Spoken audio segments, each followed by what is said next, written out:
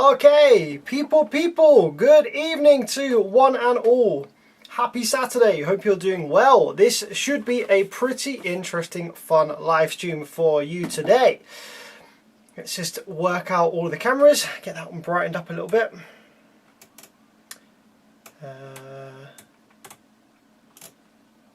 That should be making it brighter and darker, but it doesn't seem to be having any effect on the picture whatsoever. So let's just have a quick look at the filters.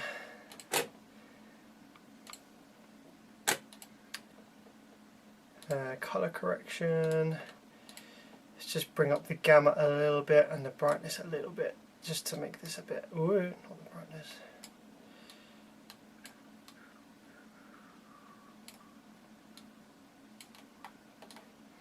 That looks a little bit better. What's up? You're like, who's this talking? Yep, we rolling out of nowhere, straight out of nowhere, we rolling. Okay, so guys, this is going to be a fun stream where we look at an amplifier of my own. So this amplifier was donated to me, I suspect because of how badly burned it was inside. The customer was like, screw getting that prepared. So this is an amplifier of my own, and we're going to have some fun and see if we can get anything on this board working. A bit like how we've done in the past. We've done this before with Defbon's Apocalypse, aptly named, which had a fire burn board, which we actually did manage to get Class D switching and audio from both halves of the bridge, which was pretty crazy. So we're going to be doing a similar thing that we did then. Now the amplifier seems to have mostly power supply section damage. Power supplies, SMPs in car amplifiers are generally pretty simple. So I suspect, hopefully, we'll be able to get something working here. But this amplifier will never be sold, and probably won't put it back in any vehicle or anything like that. It'll just be a fun piece for me to have in the workshop, maybe a little test amp or something like that. So let's just check all of the cameras are up and running. I need to enable my little hotkey thing down here. Right, here we go. So we've got this camera, which is a little bit twisted. There we go. We've got the scope cam. Let's get the scope turned on. Man, I'm actually kind of dying for a new scope. I want something a lot more modern with a colour screen and a bit faster processing, because it's a bit laggy on the processing when you're doing a few things at once. The old hat cam. Hat cam is back. Oh, hat cam's looking a little bit kind of dull, don't you agree? It's looking a little bit dull up in here. Like, it needs a little bit more brightness or something. Let's see if we can fix that real quick. Can I open configure video? Here we go. So what are we on? Camera control, focus, exposure maybe? Maybe the exposure needs to go up a touch. Okay, see, oh, not that much though. Yeah, okay, and then perhaps a touch on the brightness maybe? Not that much, gonna blow out my hand here. A little bit extra on the contrast. Oh no, you don't want to go too hard on the contrast, do you? Because otherwise it just looks like rubbish. Okay, that'll do. It's only a webcam, so it's not going to look amazing at the best of times anyway. But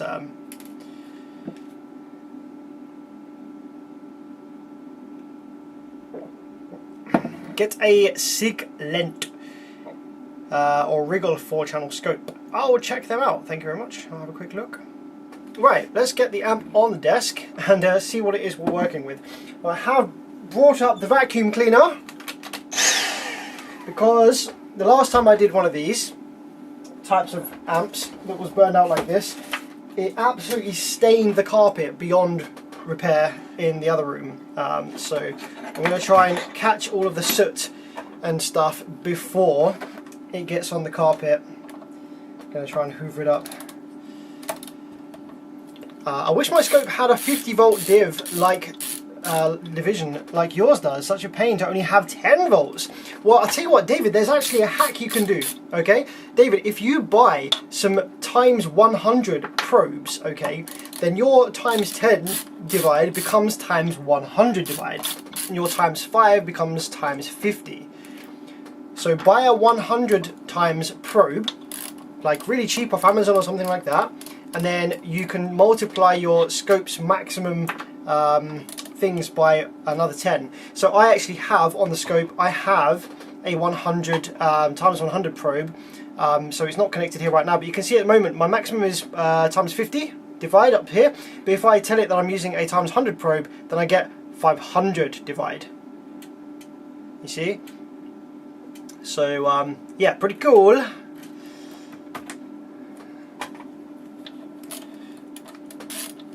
I still prefer analog scope over digital when dealing with an analog circuit. Yeah, nice. So my scope is a bit of a weird one because it looks like an analog scope because it's like CRT monitor and everything like that, but it's actually a digital scope, I believe, because it has all the digital functions like the trace, storage, and stop start and auto, stuff. I think it is actually a digital scope. All right, we're starting to get into removing the burned bits now. My fingers are getting the old charcoal ruby on them. I'm hoping that we can salvage this transformer. I hope that it hasn't completely delaminated the copper wires there, because it'd be nice if we didn't have to do a transformer rewind of any sort this evening, but we'll see.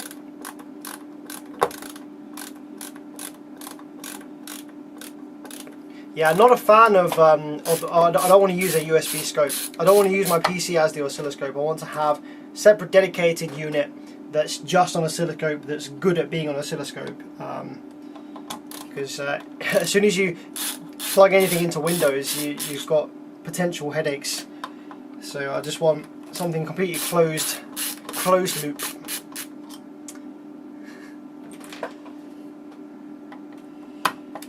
Yeah, so I'm not sure why this amp decided to burn quite as badly as it has. No idea if the customer had, well, I say the customer, the previous owner in this case, had any fusing of any sort. I imagine possibly not, but sometimes even with a fuse you can get this kind of damage, because if the short circuit on the board is is high enough resistance, it doesn't blow the fuse, then current will just keep on getting dumped in here. Hello Amir, how's it going? Well, for once we don't have any broken or burned PCB over by where the FETs are. It all seems to be over by the it's actually over by the rectifiers. Now that actually that's kind of interesting. So the fire happened over by the rectifiers. Sheesh.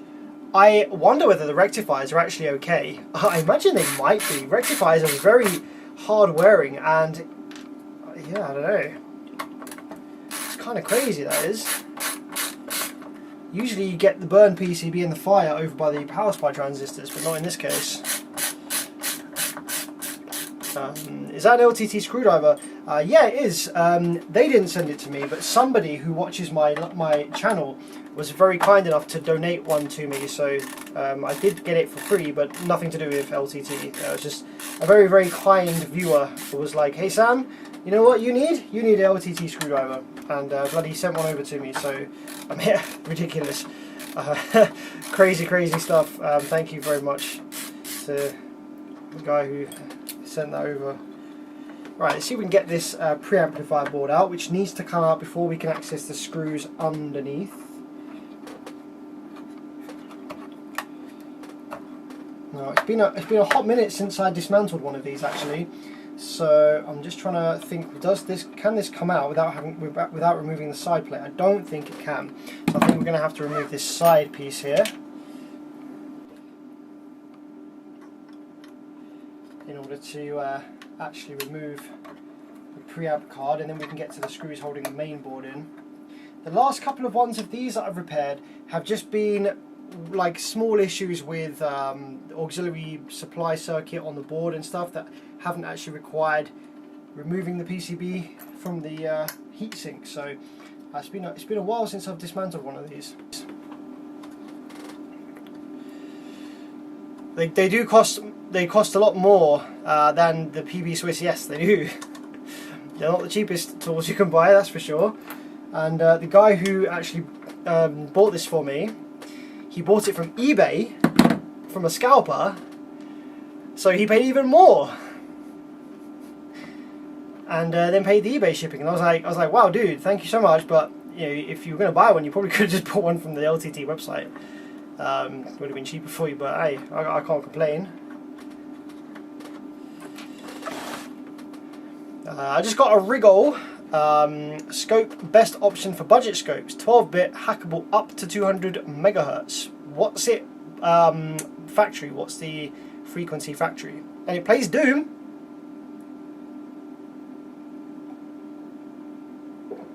Oh, when you change to hat camera, the gain changes. Oh, that's not ideal. The reason for that, I suspect, is just because of how I've got this in OBS. So you can see here at the moment, the problem is I'm using the microphone from the JVC camera, okay? And so basically I have to have the JVC on the screen, which is here. I just kind of hide it so that I still get the mic. So I think the reason that the gain is different is because when I go to the hat, you can see I don't have the the JVC listed here. I think what I've done in this case is just set the microphone, yeah, from the, yeah, okay, so I need to not do that. Right, one sec, mic's going to disappear for a sec.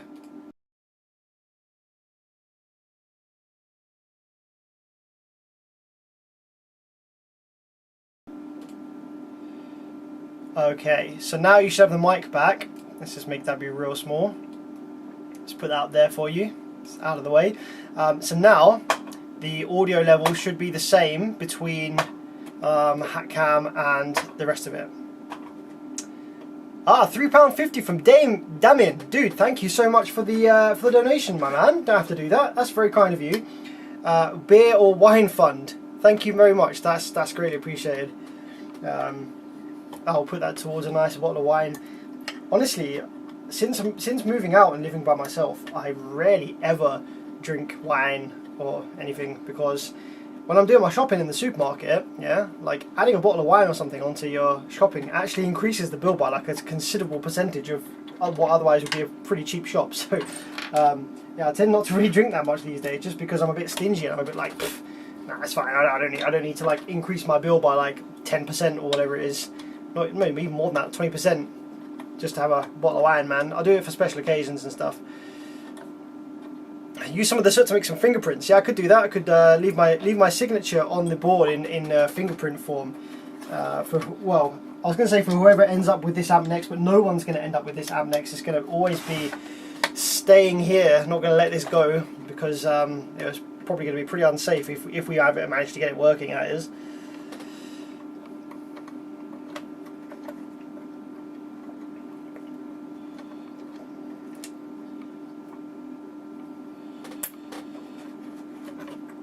Alright, that is the side plate off. Excellent stuff. So now this preamp board should just lift off. Yes, sir. Now we can access the screws for the main board.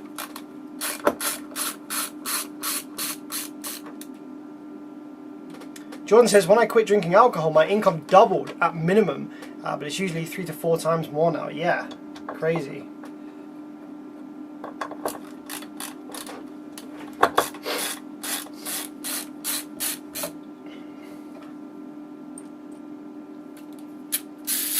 Okay, there's those screws out. So we have a daughter board here that looks like Class D PWM generation. Just want to make sure there's no screw under that for the heatsink. Doesn't look like it at the moment. So we'll leave that on there. We've got another screw over here.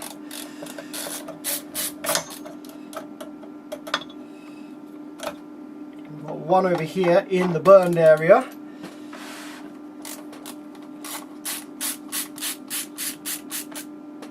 Go. Another one there by the transformer. Oops. Okay, big hole in the board there, right by the transformer. Oh my god, you know what? I actually don't think there's much board left over here at all. This is going to be fun.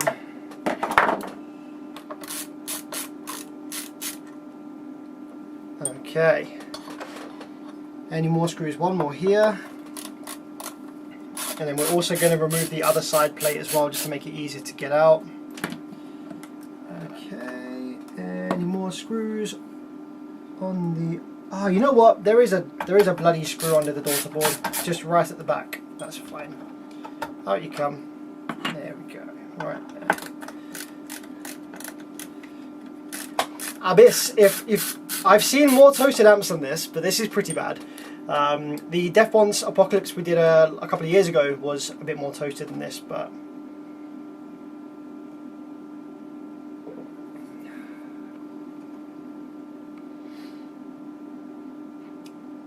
I had to keep an old MTX 1501 years ago that the PCB burned around the PS FETs, had to cut the charring out, epoxy the board, rewire the FETs, worked fine for years but didn't feel right selling it. Yeah, exactly, I've got some similar ones like that.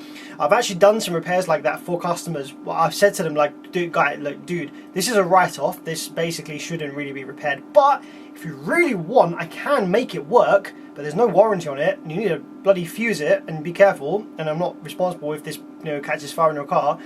I've done similar repairs like that in the past, and weirdly they seem to be the ones that just will last forever.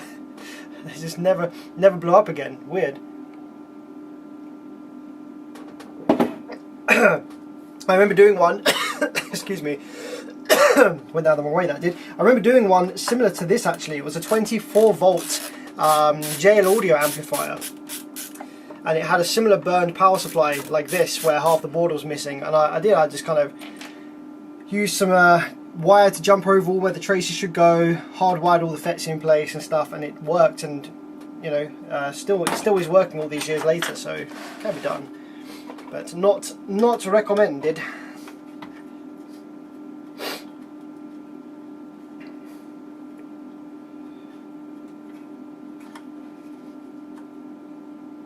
Oh, sadly there was a water leak in my car that killed it some years back. Oh man, if it was a water leak, you probably want to jump on it ASAP, because leaving water damage on a PCB just like makes it worse and worse and worse over time.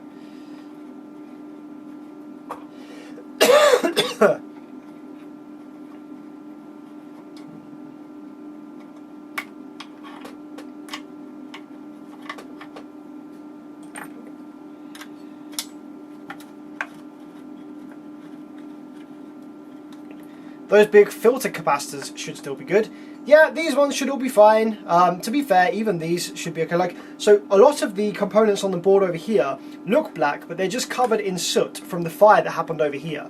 So there was a fire over here, but a lot of the components that look kind of bad over this way, namely these capacitors, these chokes, this little cap down here, all this stuff, this is all going to be fine. We'll zoom in on the PCB over here in a minute so you can just see how bad it is.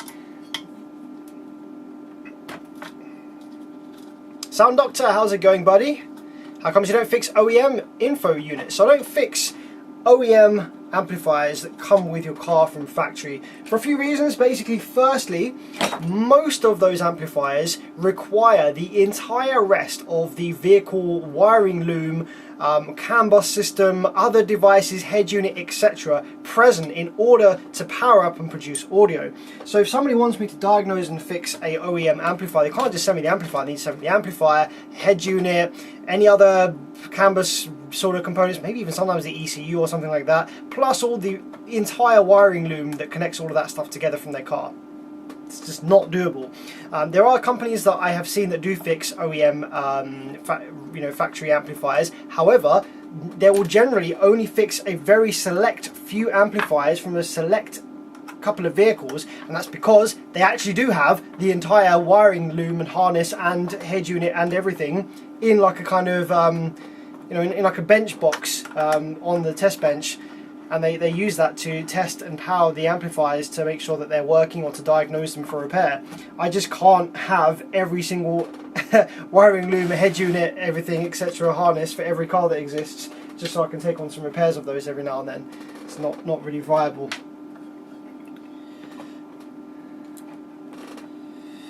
Okay, are we ready to come out the board now? The heatsink. Are there any screws that are still in here? It feels like there is. It feels like there's. Oh no, I think we were just stuck on the FETs. The FETs were kind of stuck to the heatsink over here. Let's just get those, knock those off there. Got these voltage regulators over here as well that feel a bit stuck. Okay, almost off. We just need to release the rectifiers over here from the heatsink as well, because they're a little bit stuck where they've just been clamped to the pads for so many years. Okay, here we go guys, we are out. Are you ready for this? So we're going to take it out, then we're going to inspect and see how bad the hole in the board is. Right. Okay, so let's just hold this up for a sec and get this out. I'm going to hoover this actually, just so it doesn't spill all on the floor and ruin my carpet in here.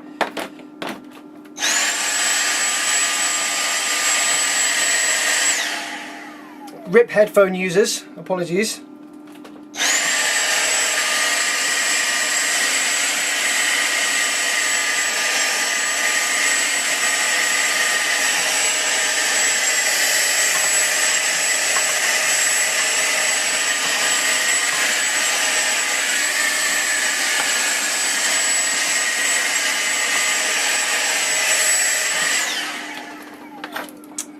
Alright, have you ever done any head units? Yeah, I've done some head units. I've done a few head units, but I typically don't take them on. I don't advertise that I do head units.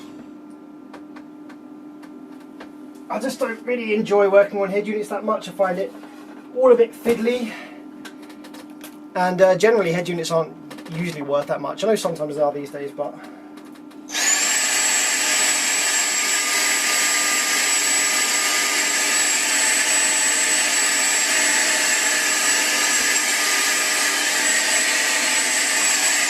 I've done quite a number of DSPs. They're always quite interesting. Okay, guys, let's take a look then. How bad are we looking? So, this is the rectifier area. Flip the board over. Oh my god. So that basically all has to go. Sheesh.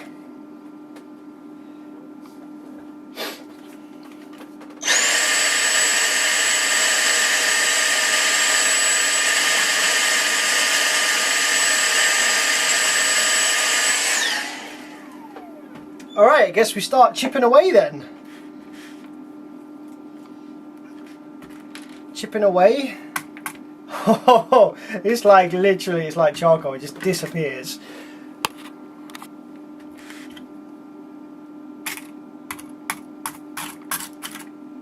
My days. See ya.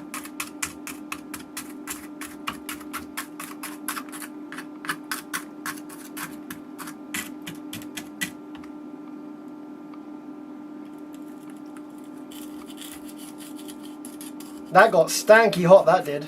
Sheesh. That's a proper fire. That's an amplifier, that is. What's up, Annibal? How's it going, buddy?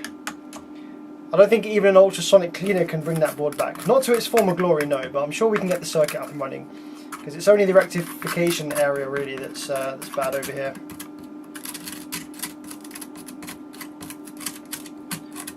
So what the hell happened over here? I haven't actually checked for any shorted components yet. All I'm doing is just kind of like seeing what's going on with the board. I'm wondering what caused this. Do you reckon dead output FETs? Like, the power supply FETs actually seem fine, so the power supply FETs are over here. So the fire wasn't power supply FET related, which it usually is. That's what I thought it was going to be. But no.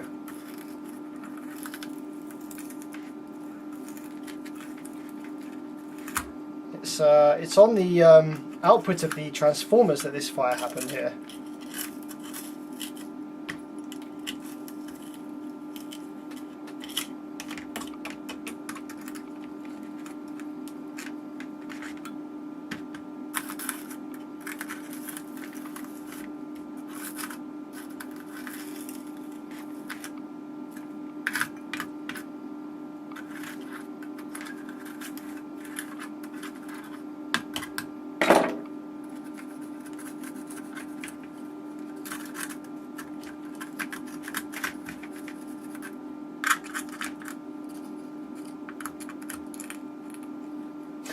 Aaron's at ×2 speed. Nice. That's what I do as well.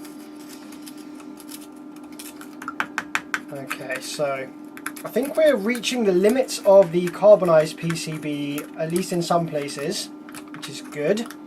Then we're going to take some isopropyl alcohol and we're going to clean up all the soot so we can see what board is left that's kind of looking alright and what board still needs to come out.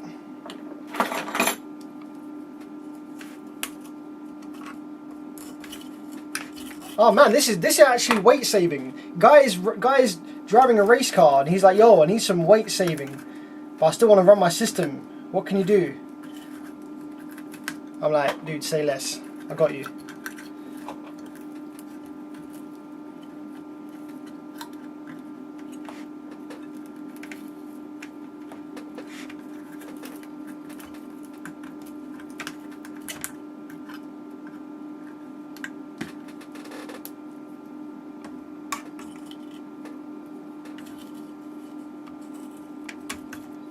Now what I might need to do is bring up a reference picture of this amplifier just to see what else was on the board in this area.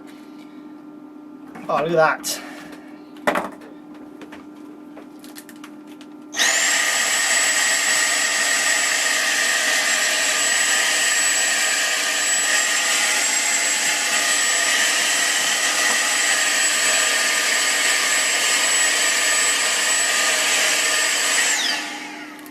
Stream is not sponsored by Dyson.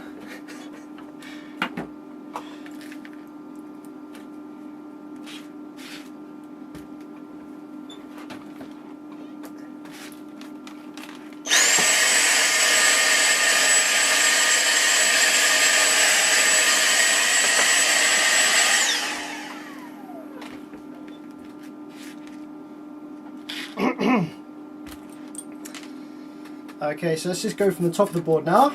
Start seeing where the carbonized PCB starts and ends. I think we might actually be able to just, this little bit on the edge is just holding on by a slither, which is kind of jokes.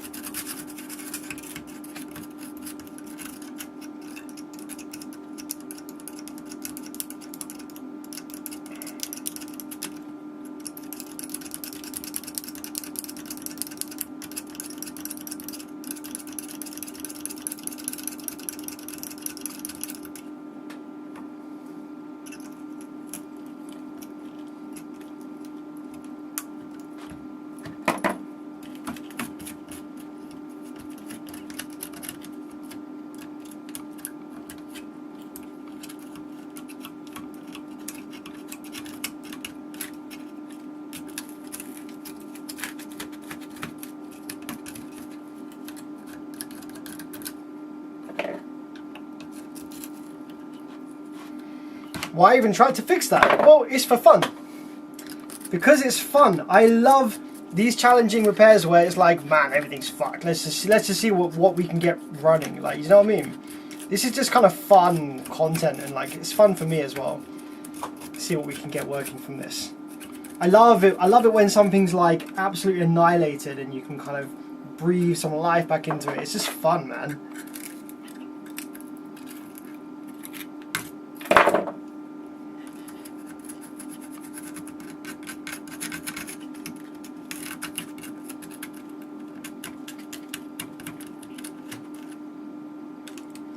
Right, we've got a few traces that are coming from this area over here.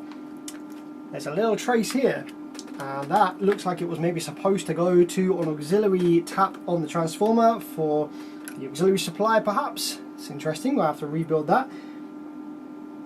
I think what's really funny here is we only actually have one, but like visibly burned IRF 3205. Oh, hang on a minute. There's a couple more over here actually.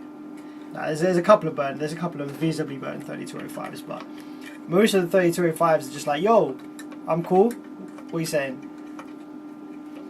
And the board itself took the heat this time. Very unusual failure.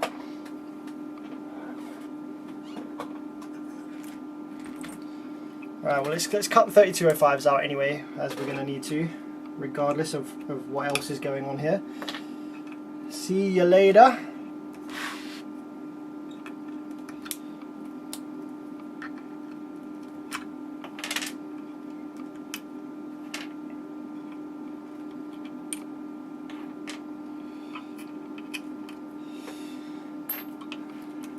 So yeah, provided there wasn't too much other circuitry over here where the hole is, this might not actually be as bad as we think in terms of like getting it up and running again. We're just going to need to rebuild a snubber. We need to rebuild a snubber that's gone from this area here, and we're going to need to rebuild obviously traces from the transformer and from the rectifiers to the main board.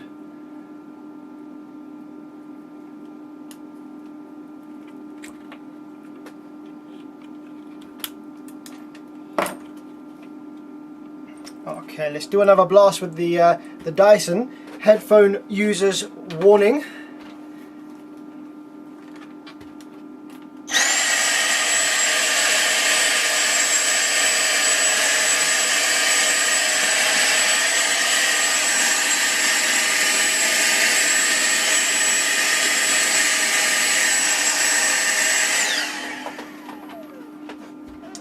Alright, now let's, here, Snubber has left the chat. He peaced out. Snubber peaced out, bro. Okay, let's get some isopropyl alcohol and a towel that we definitely don't care about.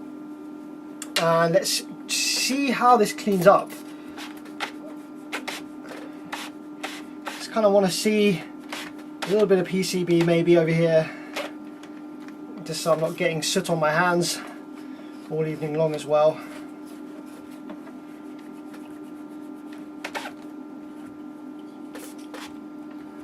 You know what? It's these MOSFET branded rectifiers. I've seen this a couple of times with these MOSFETs. I don't think these are that great, you know. I don't think these MOSFETs are that great.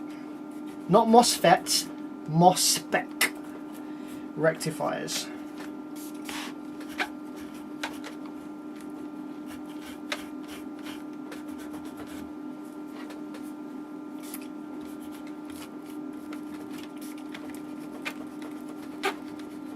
How's this transformer looking? I was a bit worried about the lamination on the transformer here. We're going to use a multimeter and just see whether the lamination's disappeared from any of these wines, because we don't want a shorting transformer anytime soon.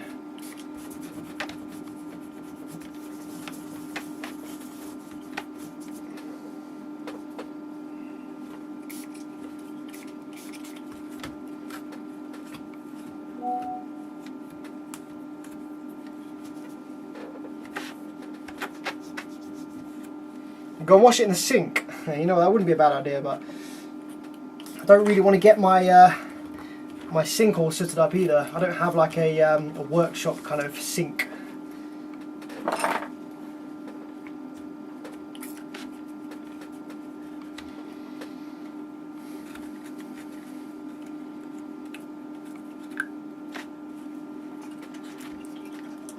Flippin' heck, yeah, this is pretty bad, hey? Massive hole in the board. What are you saying?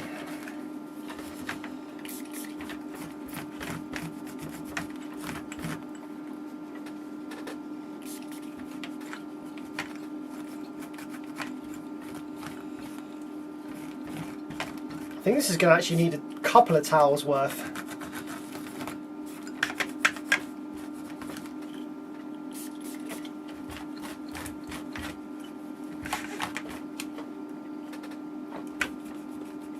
Nah bro, an ultrasonic cleaner wouldn't even do this. Besides, the amount of times that I have a board that needs cleaning like this is once every 3 years. I can't warrant the cost of an ultrasonic cleaner. And anyway, this board would be a write-off anyway. I'm just repairing it for fun on stream just to see what we can get working again. Typically, I don't need an ultrasonic cleaner for the stuff that I do. It's and the size of ultrasonic cleaner that I need for the amplifiers I repair would be massive. It would be really, really expensive, and I've also got nowhere to put it here. I just work from home, so this is just my spare room in my house. Ain't no ultrasonic cleaner fitting anywhere up here, I'll tell you that.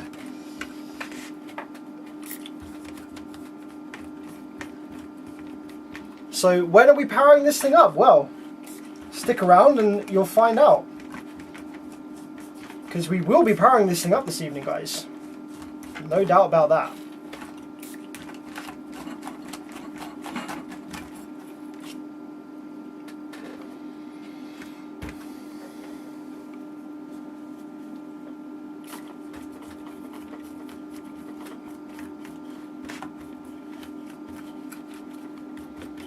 Okay, so now that's a little bit cleaner. Let's turn our attention again to this heavily burned area and just chip away at any remaining carbonized PCB, because we don't want any resistance between the board, obviously.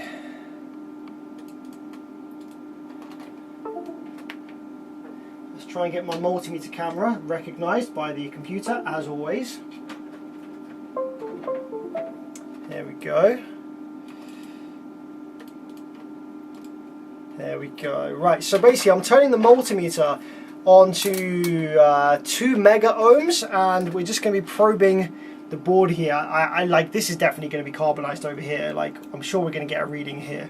I'm just prodding the multimeter into the PCB and checking for resistance. Although interestingly, actually, this not got a reading yet, so it's definitely working. Huh, interesting. So although this looks pretty black over here, we're not actually getting, I mean, there's obviously going to be some resistance, some continuity, but it's greater than 2 mega ohms at the moment. Okay.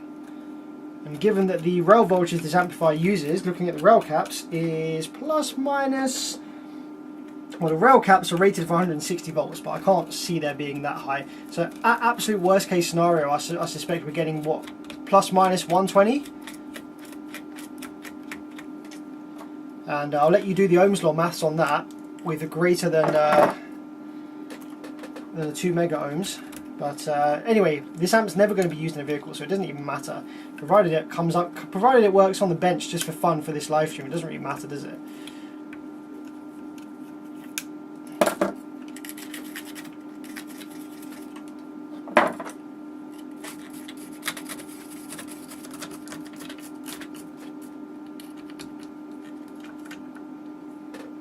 Oh wow, there was a capacitor down there that's completely disappeared. What was that? So there's a capacitor down here over by this transformer. See that?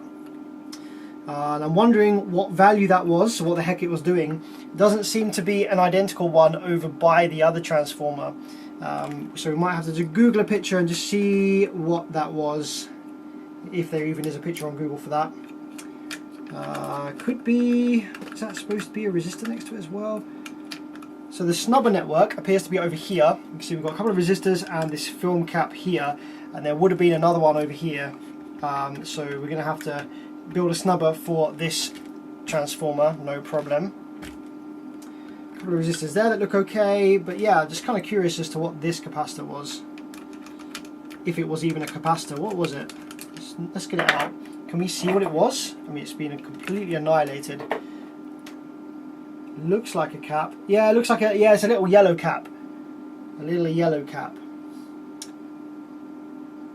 So it's a bit smaller than the one on the snubber over here, but it's going to be the same kind of thing.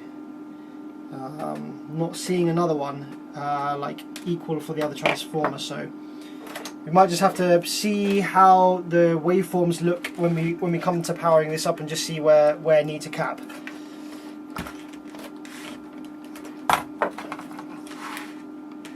Oh, Jordan says I have the same board here working if you need to know anything. Dude, what a legend! That actually might come in massive handy. Do you want to snap me some pictures to facebook.com/bearvids, specifically around this burned area? I just kind of want to get some high quality reference pictures of what might be missing. That would be awesome if you could do that. facebook.com/bearvids.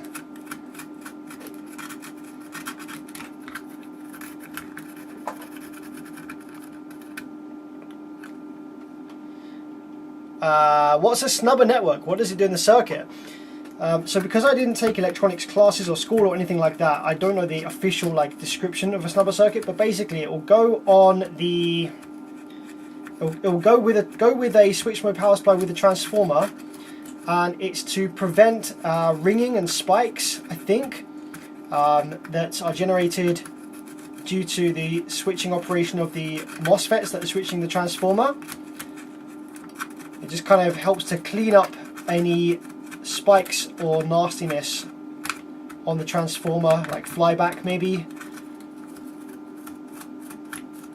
And I've noticed that without it, you get these great big spikes on the PWM from the MOSFETs and also on the secondary of the transformer.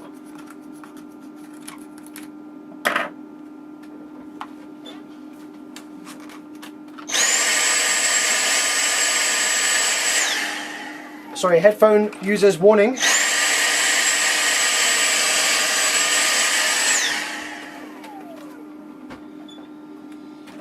Okay, so yeah, transformer here is looking pretty sorry for itself over by the secondaries. I think that's by the secondaries. Is that the secondaries or is that the primaries? Hang on a minute, we'll find out. I think it's the secondary over here.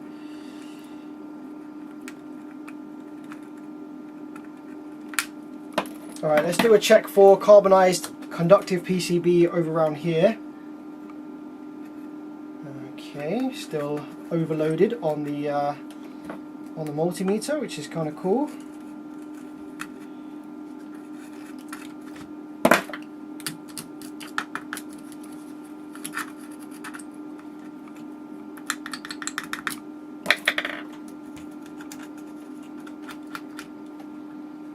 Man, there's a couple of traces over here that who knows where they went. But because we have Jordan on the live chat, we should have some references of where everything that we're missing should have gone, which is awesome. Jordan, this is your board that you've got there. Is it out of the heatsink? Can you see the underside of the PCB? I don't want to ask you to dismantle it from the heatsink unnecessarily, because you said it's working, isn't it? So it's probably not dismantled. So we'll see how far we can get without you having to dismantle it. But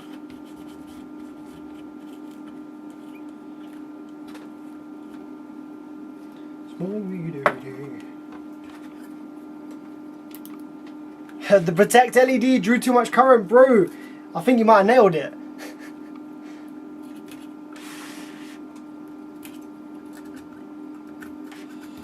I think you might have nailed it there, my friend. Alright, let's not bother cleaning this up too much. So I think we've got most of the heavily conductive PCB away for the time being. Okay, so let's just do a quick inspection, see maybe what caused that. So we had dead power supply FETs, okay. Do we have dead output MOSFETs that will have caused an excessive current draw through the rectification circuit, which has caused the hole in the board? So that's all right there. That's all right there. That's okay. That's okay. Bro, are you joking me? No dead output FETs. So, well, something drew current through the secondaries. It wasn't just a power supply MOSFET failure. Something drew current. Maybe it was no, it can't have been a shorted transformer, because the current was drawn from the rectifiers.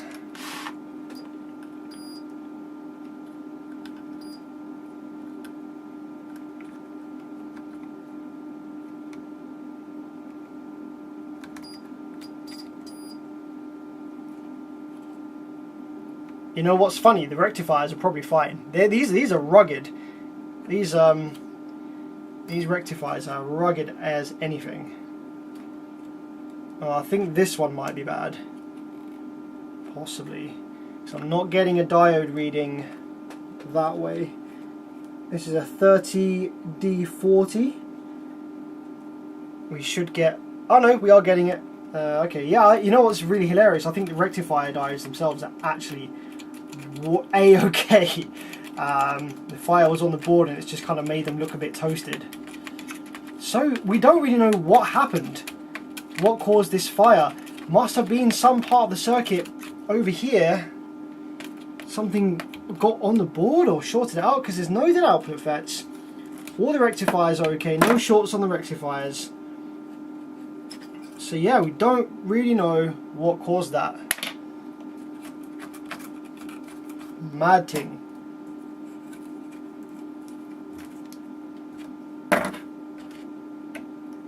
Alright. Well, let's get started then. I want to see whether the drive circuit for the power supply FETs survived. Before we can go any further, obviously we need to check that. I'm just going to do a quick continuity check just for sanity on this transformer. I just want to see whether the lamination is intact, where it kind of got a bit burnt here. I don't want to scratch away at it, but you know what? I think this transformer just got covered in soot. I think the lamination on these winds is absolutely fine. So although that looks crispy, it might actually be fine. It's just got a bit cooked. Alright, well, let's remove the power supply MOSFET legs here. And yeah, see if we get any gate drive. Jordan says, is this the one with the little meta vents on the top? Those fall in and short everything. You know, it might be. Let's have a look. So the top of the amplifier looks like this. So I don't know if there is.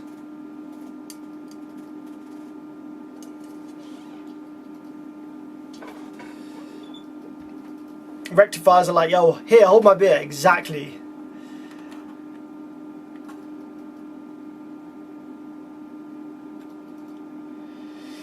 Let's read some live chat real quick.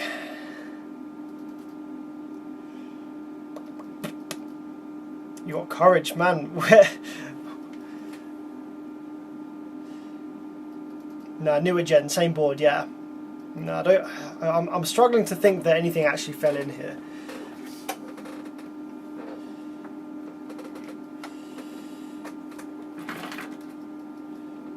Struggling to believe anything actually fell onto the board. So we don't really know what caused this massive fire here. Really interesting. This is a Kicker KX1500, I think.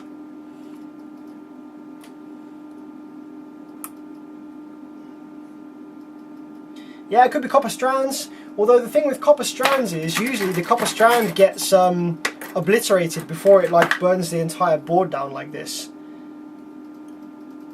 Because we're not seeing any shorted semiconductor components apart from the power supply FETs. I mean, they obviously died from creating that fire that you've seen on the board there, but the current was drawn on the secondaries, like after the secondaries of the transformers, between the secondaries and the rectifiers. That's where the current was drawn. And yeah, not seeing anything at the moment that would cause current draw through the rails.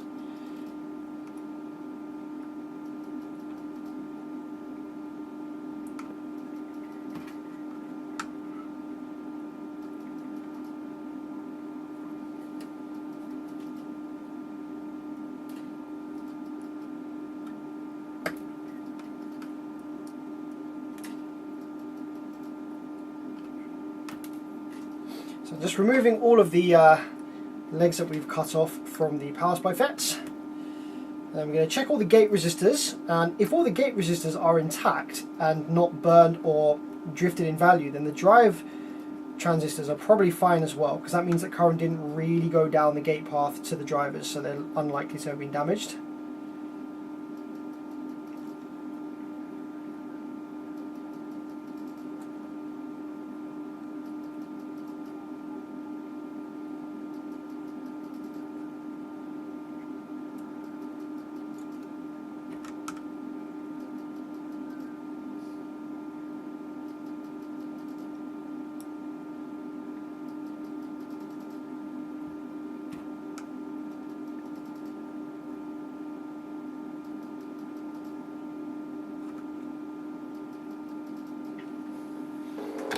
I'm just going to preheat the board a little bit. There's actually a fair bit of thermal mass in these PCBs.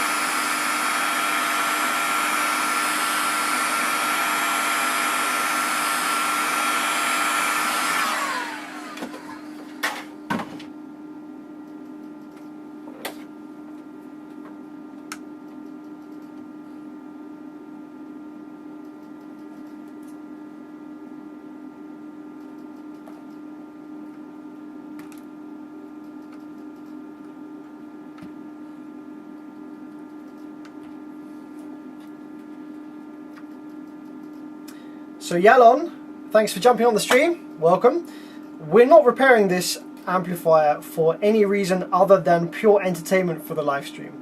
This isn't going back to the customer, this is not being sold, this is not going to be used in a vehicle ever again. It's just fun to see whether we can get this thing working just purely for entertainment. And if we do get it working, it'll just sit in my workshop as a spare or something.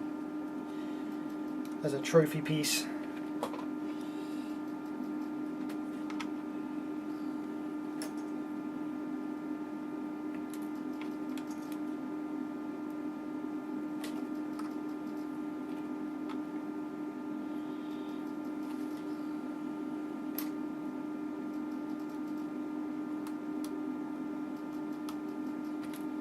Let me zoom out a bit so you guys can get the hole in the board. There you go.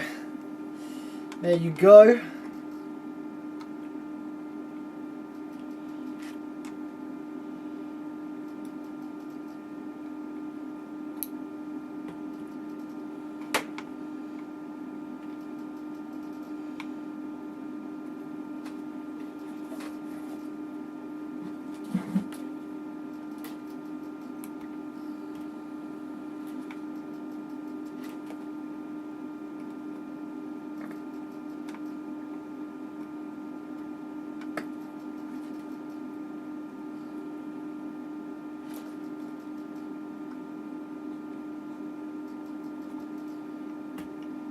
Yep, this definitely really did blow up, my friend.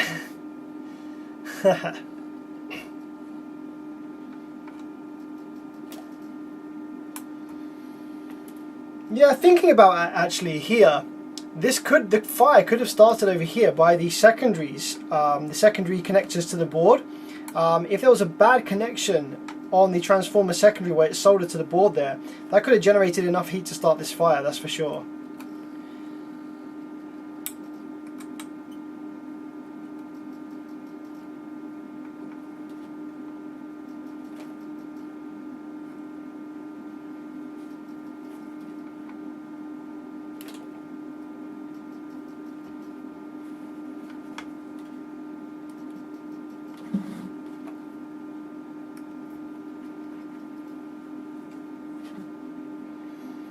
I fixed the lost cause Pioneer mono amp and gave it to a friend, and it's been solid for over 2 years now. Exactly, yeah, that's the sort of thing that happens, right? With these kinds of repairs that are like proper lost causes, like burnt to hell. For some reason, if you get them working and stuff, and you fix it, they tend to be the ones that just last forever. Why is that? I've had like multiple of these kinds of repairs that I've kind of just given to friends and be like, look, this has a freaking massive hole in the board. It's like not safe. Like, use it at your own risk if you want.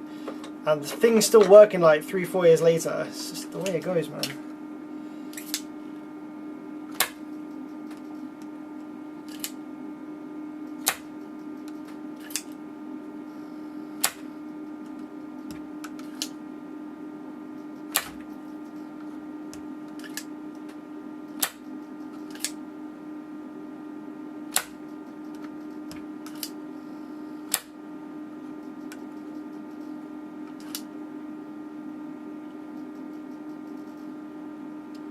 I do enjoy these kinds of repairs, yeah. These are the kind of fun ones.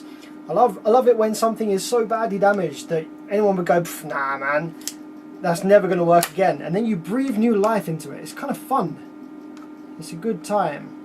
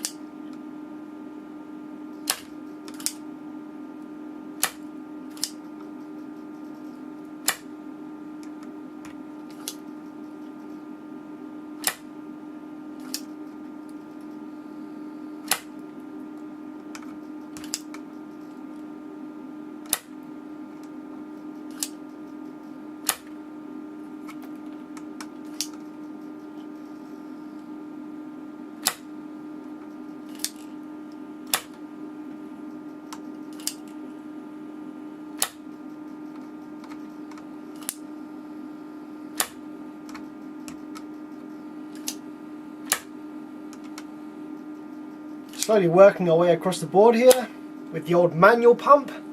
Just tuning in, straight up. How's it going, buddy? Good to see you on the stream again. Regular viewer of the old live streams. Straight up was here for the kind of live stream fix the amplifier. I think you were there for that. That was good fun.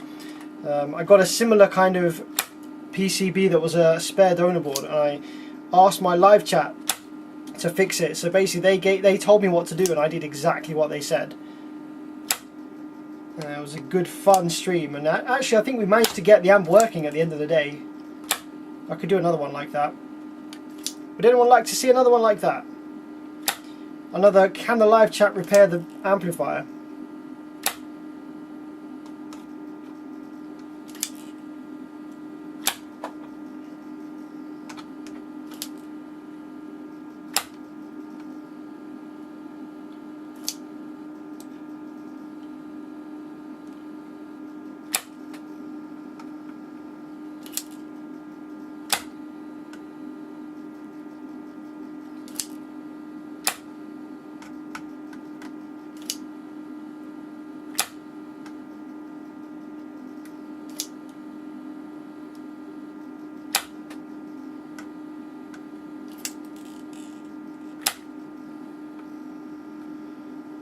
Okay, let's confirm that they're all nice and empty from the top of the board as well.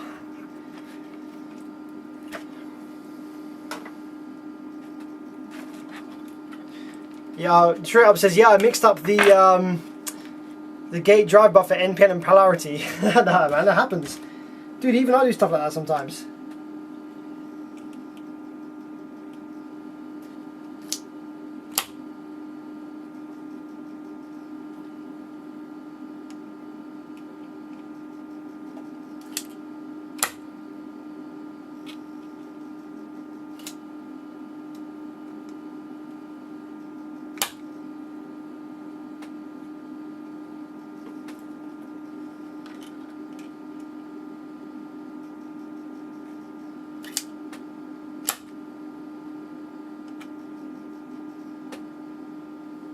Okay, we're looking pretty good. I think there's just one more that we need to do, and then we can check the gate resistors and see whether any current flowed down to the drivers. Right.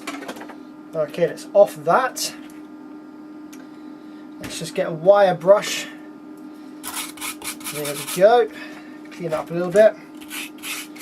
Let's get some isopropyl and clean up this area as well, where the power supply FETs are.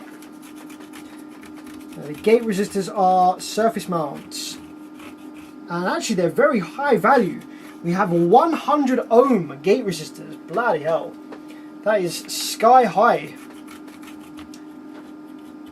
And because they're so high, I suspect the drive transistors are absolutely fine.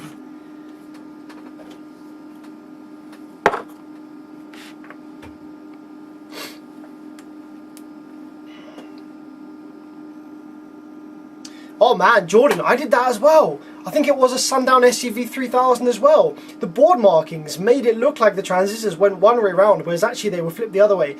Like, I remember when I first started repairing amps, I had a guy come round and he wanted me to fix it, and I was like, I could probably fix it while you wait, if you like. So he was chilling there in the workshop with me, and like, I didn't realise I had the freaking drive transistors in the wrong way around. I was like, what the fuck's going on with this? And he ended up leaving it with me, and it was on the back burner for like a good 4 months. Because I was just like, why is this power supply not working? It's simple. Because the markings are very strange on those amps. They're kind of backwards to what you'd expect, and it threw me off.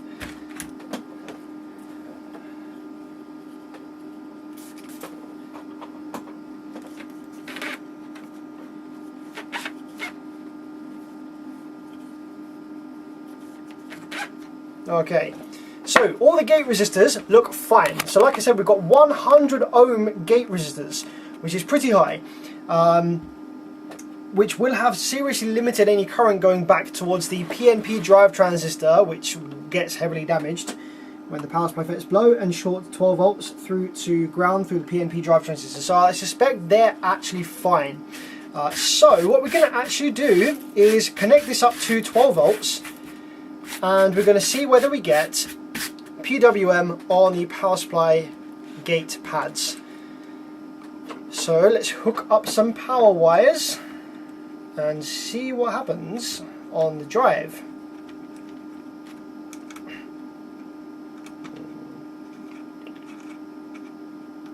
Annabelle says, I really appreciate your streams and all your content. I am soft top and I learn something every time. Nice, that's the game, that's the idea, man. Honestly, I swear, even to this day, like I'll probably learn something from every repair as well, like something a little bit new maybe, or just like reinforce a little bit of knowledge from every repair I'll do. Every day is a school day, no matter how long you've been doing something.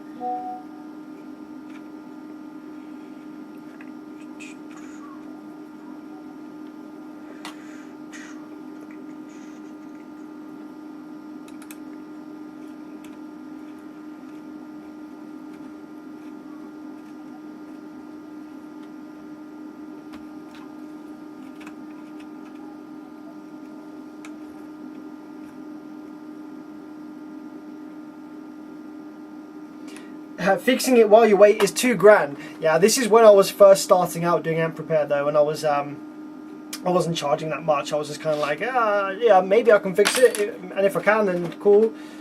I wasn't really taking on custom repairs that seriously at that point, so I didn't mind. It's kind of fun as well sometimes if it's a good guy, if the customer is kind of chill, then sometimes it's kind of fun actually to have them there and you kind of explain what you're doing. You'd be like, yeah, and they kind of, if they're interested in it as well, it kind of makes for a nice interaction while you're working. Alright, so yes, we have power going in now. Let's turn the 12-volt supply on. We're going to turn the current right down to start with. Can't be doing with any high current shiz initially with the board looking like this. Let's go start off. Okay, so do I have... minute. Let's just do a continuity check across the power terminals. Yep. So we have a dead short across the power terminals, but that could just be a solder bridge because I've not really been paying too much attention to what I've been doing. So let's just scratch in between all of these pads here, just in case there's any tiny solder bridges.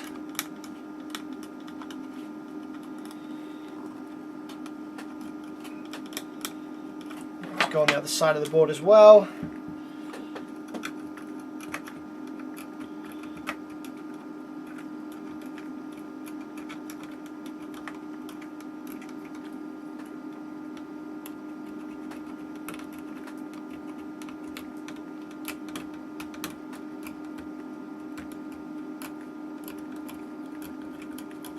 Okay, so we scratched between all of those pads. Let's see whether the short is still there across the terminals.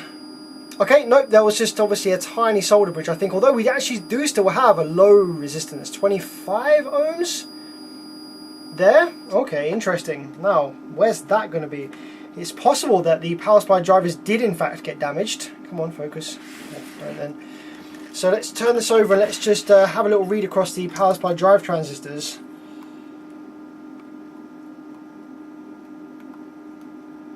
Nope. Nope, no short there. Okay.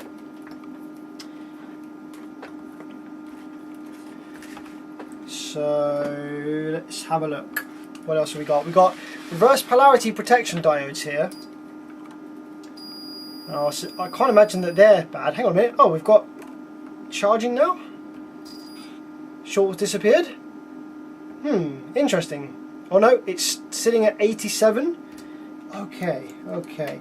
Let's take a look at the board over here. I reckon it might actually be a PCB issue. So where we've got this massive hole in the board here, I think 12 volts does actually come in, as you can see here.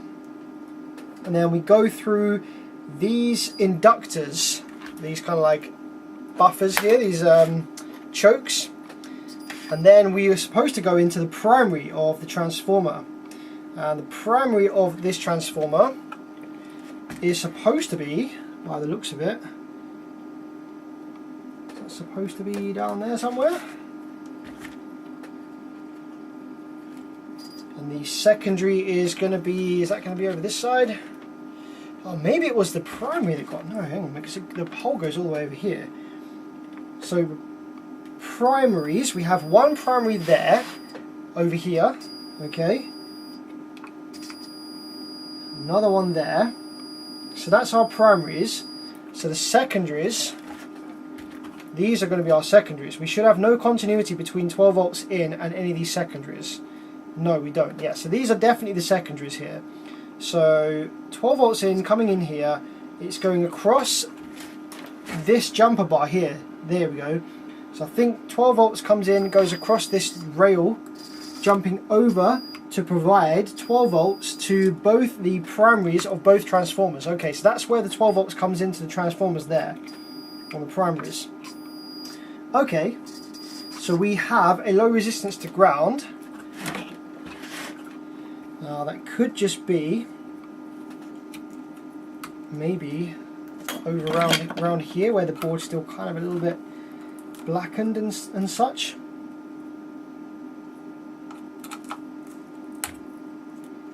I'm going to remove this. That's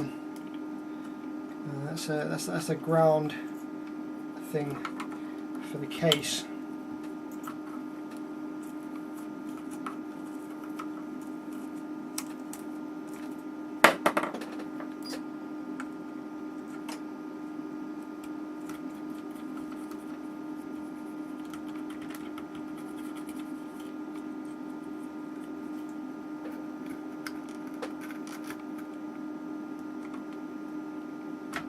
Is not a 12 volts trace, that is going to be like an output trace or a ground trace for the output side, so we don't need to worry about that.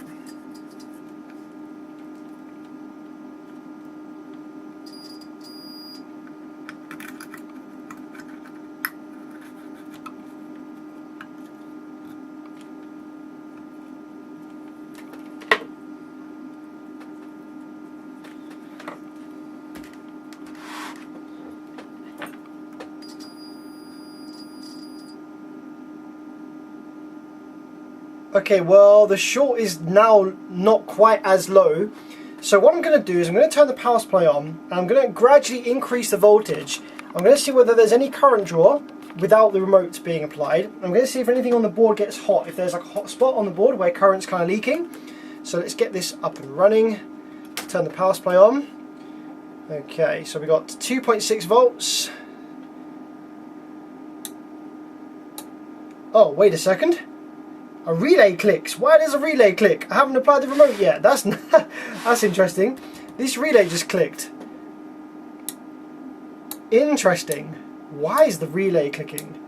We shouldn't have relay activation at all yet because we haven't even applied the remote. We have 0.3 amps of idle. That might just be the relay. So the relay, no, the relay engages above 8 volts, right? Okay, let's take the thermal imager. Let's see, do we have any heat anywhere? So we've got a little bit of heat on maybe the transformer there. That might have just been from soldering.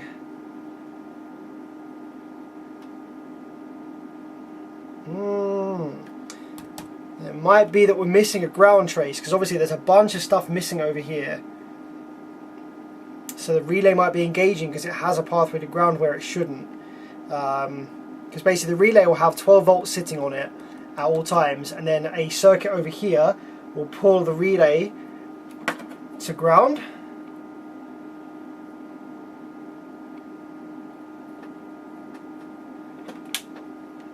Pull the other side of the relay to ground to activate it. So let's pop that back in for a sec. Just going to see if that makes any difference.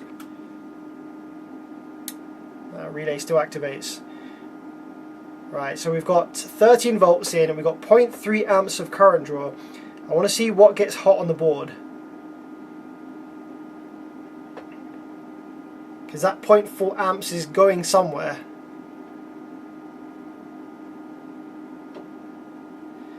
Someone said remote trace jumped. Could be. Let's see whether we have... let's see, yeah, that's actually a good point. The remote trace could be like getting 12 volts or something like that. or the amp could think that the remote is enabled. So we've got 12 volts going in. I'm only letting 1 amp in. So let's just have a look and see whether we get gate drive. No gate drive. So I don't think the amp thinks the remote is on because there's no gate drive there. If I now do apply the remote, well, that's weird, the relay goes off. That's a backwards operation for you. The relay is doing all kinds of stuff, but basically we do get some PWM on the power supply MOSFET gate pads here. Yep, it's looking good. We actually have drive on all banks and it looks good.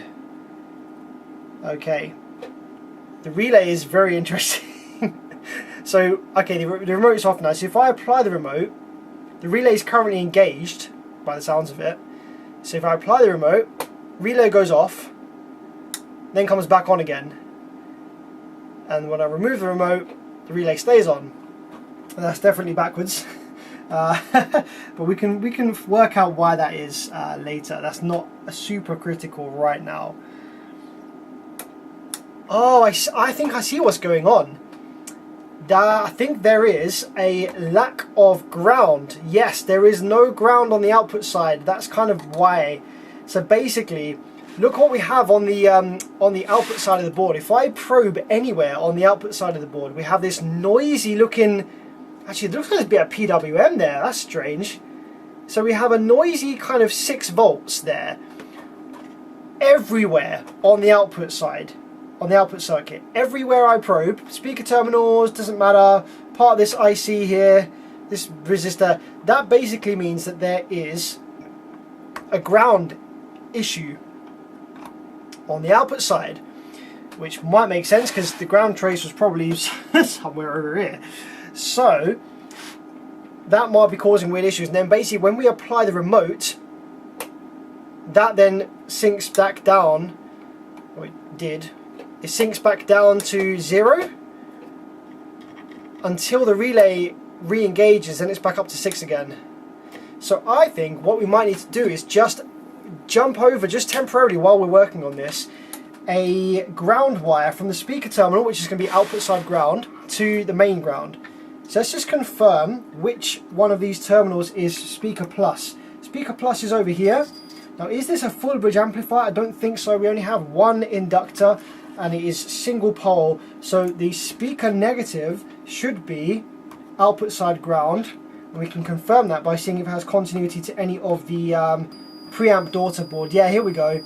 We've got continuity to a ground pin, a couple of ground pins on the preamp daughter board, and also voltage regulator over here. We should probably have, that's a TIP41C, that's not a voltage regulator, it's a transistor. So, okay, let's just connect up the speaker negative terminal to our main power supply ground and see whether that just kind of cleans up the weird behavior that we've got at the moment on the output side. Let's just grab a Allen key to open that terminal up a little bit.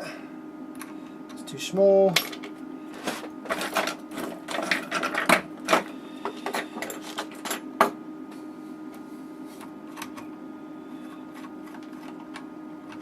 Okay, clip that on there.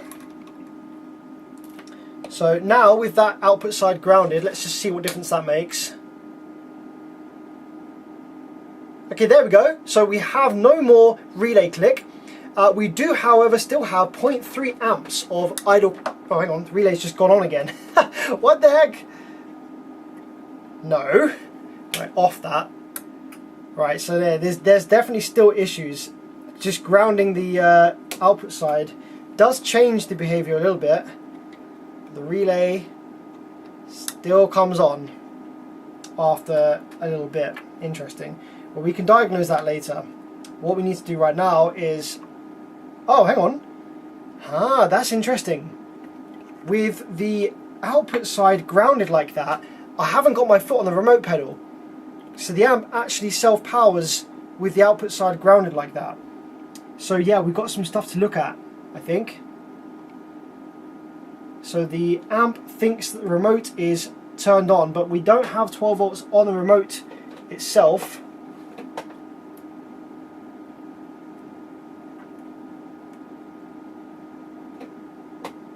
When I apply the remote, nothing changes. So yeah, the amp does think that there is remote connected. And that might actually just be because, you see where the remote terminal is over here? Okay. Well, the remote trace might have gone through this part of burn PCB. So what we might have is we might have a trace for the remote terminal that's just kind of like sitting in open air, and basically it gathers a little bit of charge on it, enough to excite a transistor that will then be for the remote turn on. So we might be missing like a little pull down resistor for that trace, for example, that's causing the amp to come on here without the remote connected. So we can investigate that a little bit. We might need Jordan's help with his picture to kind of go over that and find out where the trace for the remote terminal should lead, because we're missing half of the board here. But let's just have a quick look on the underside. So we've got the remote terminal here. That then connects through to here. Jumps over to, where does that jump over to? Where does that lead to? It's hard to see because everything's just black. Maybe it goes through the middle of the board? So remote in here, go to there.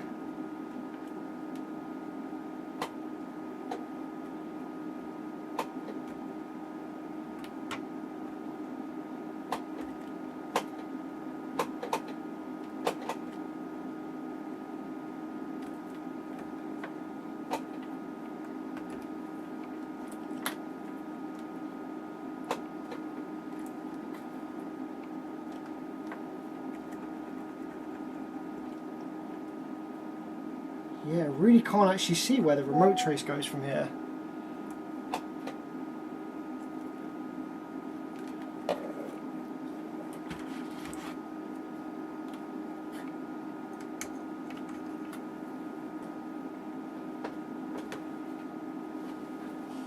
Let's try and clean this area up a little bit over here. Let's see if we can find out where it goes.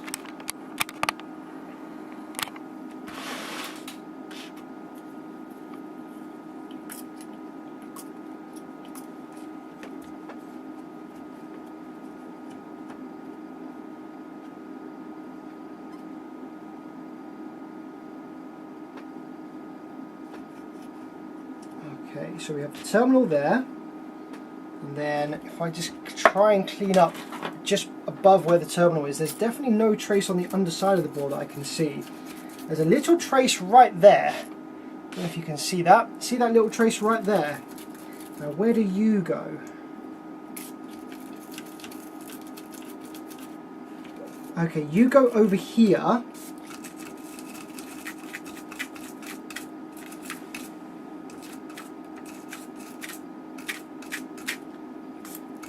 There's meant to be a bunch of components here that are completely missing. This is probably where the remote turn-on circuit is having some issues. Okay, let's now get our probe. I think I can see something over here. So let's just have a look.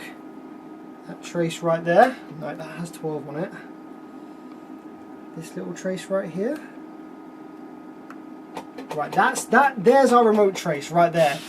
That little trace right there, in between these caps, that's our remote trace. So we just got to follow where that's going. It's definitely not that going over there. Let's flip the board over. Does it go onto the underside of the PCB anywhere by any chance? Let's have a look. We're looking for a tiny thin little trace.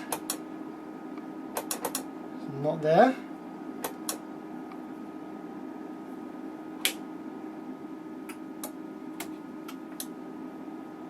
Okay, Jordan says there's only a 100 NJ100 cap there. The other locations aren't populated. Okay, cheers for that, Jordan. Thank you very much indeed. That's handy to know. So I'm not seeing any trace on the underside of the board here that's like a nice thin little remote trace. So let's continue on the top of the board, try and figure out where it goes. It goes underneath here.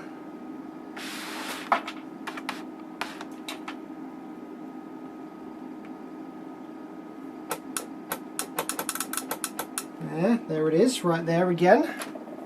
Let's give that a little clean, see if we can continue following it.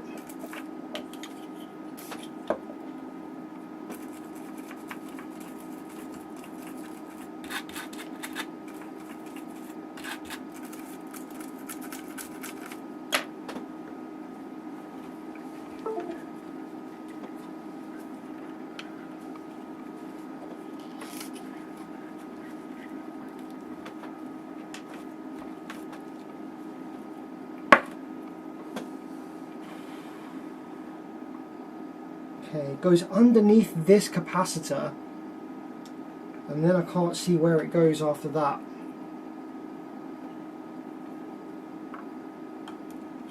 Okay, there's this trace here for the LED.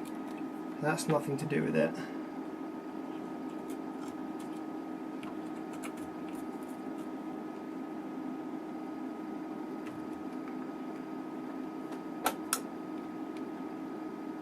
There's a couple of little traces actually that go over here.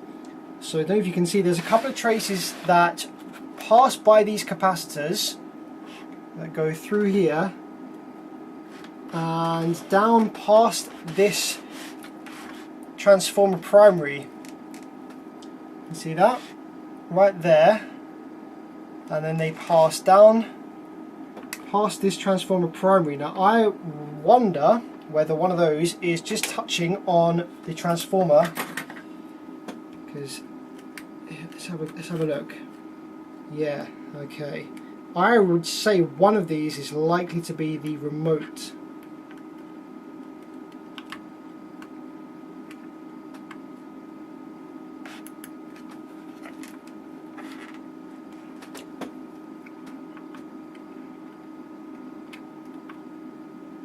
There we go. There's one there, and there should be another one as well. Looks like it actually goes under the transformer. It might be a good idea just to remove the transformer and then see what traces are under there.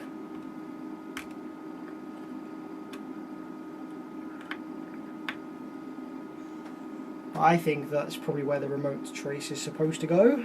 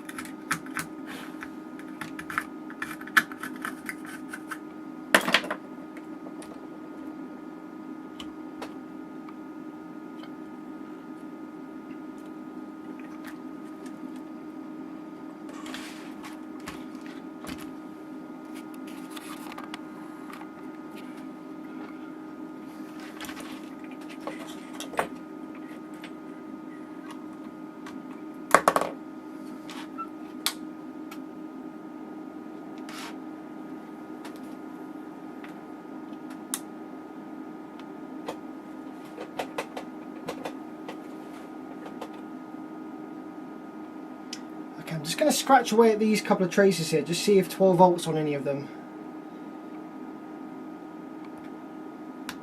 Just to see whether any of them is remote that's kind of getting a bit of a feed.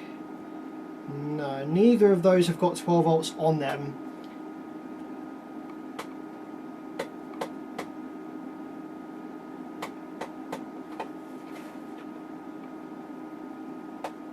Ah, this one gets 12 volts on it when I apply the remote.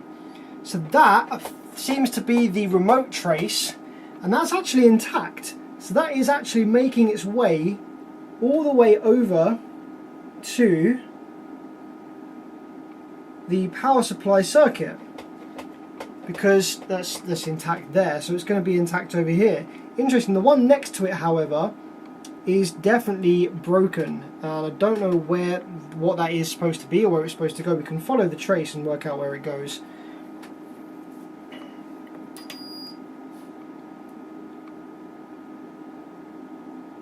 Tibor says it's a waste of time. It's not a waste of time. This is entertainment. This is never going to be used again, buddy. But this is just going to be fun for you to see on the stream. It's just a bit of light-hearted Saturday night entertainment for you. Why not? See what we can get working on this thing. Okay, that's that trace right there.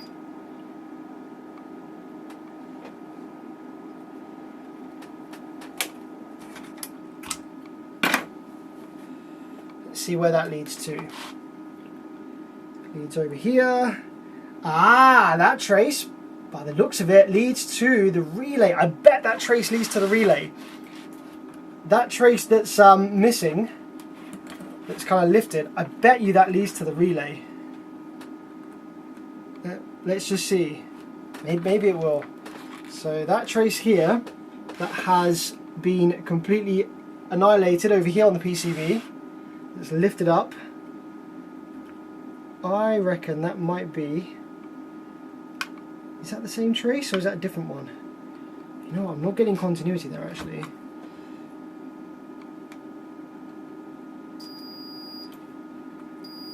Okay, now that is that trace that's lifted, this one right here. So does that go to the relay? If it does, then we know why the relay is engaging.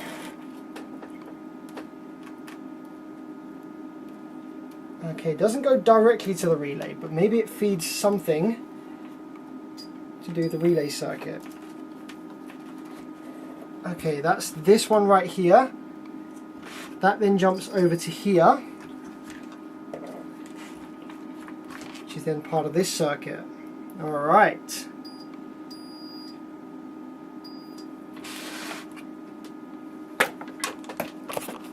Zoom in here. So that trace that's floating around in the power supply side is connected to R40. And R40 is connected through a 1.2 kilo ohm, which then connects to, what does it then connect to? Then connects to this transistor right here. Now where does that transistor connect to? Is that something to do with the relay?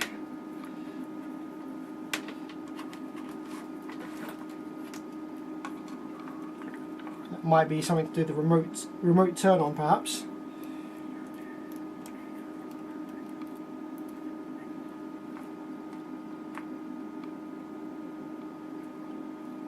I'm just checking the relay just to see if any of these have anything to do with the relay. Nope.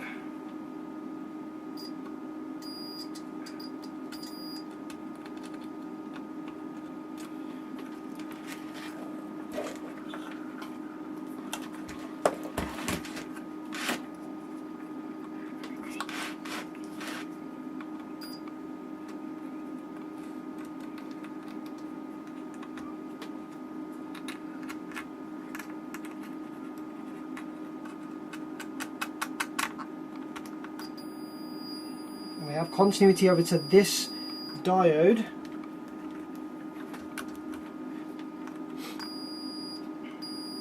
And this transistor. Now this transistor is probably responsible for generating 12 volts reference, 12 volts for the TL494. So we've got a TL594 over here.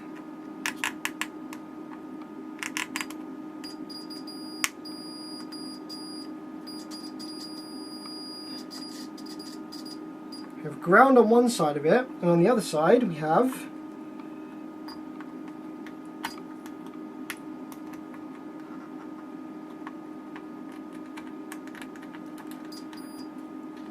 (102).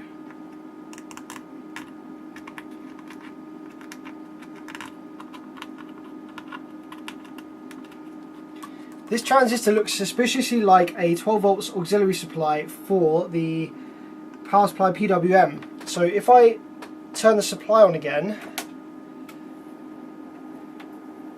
what do we get on there? We get 12 volts on there.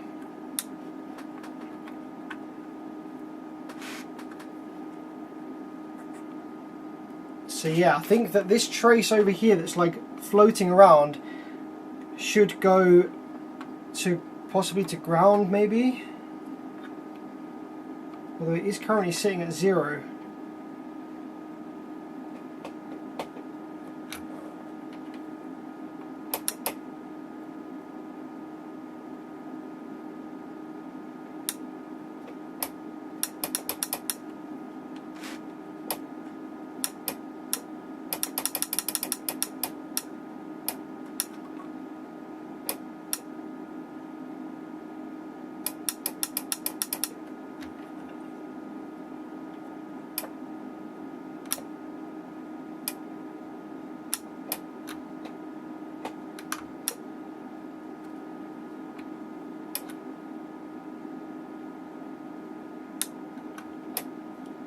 So that's really interesting, giving the board a output side ground reference. Okay, so what I've got here is I've got the like the power supply ground on a crocodile clip.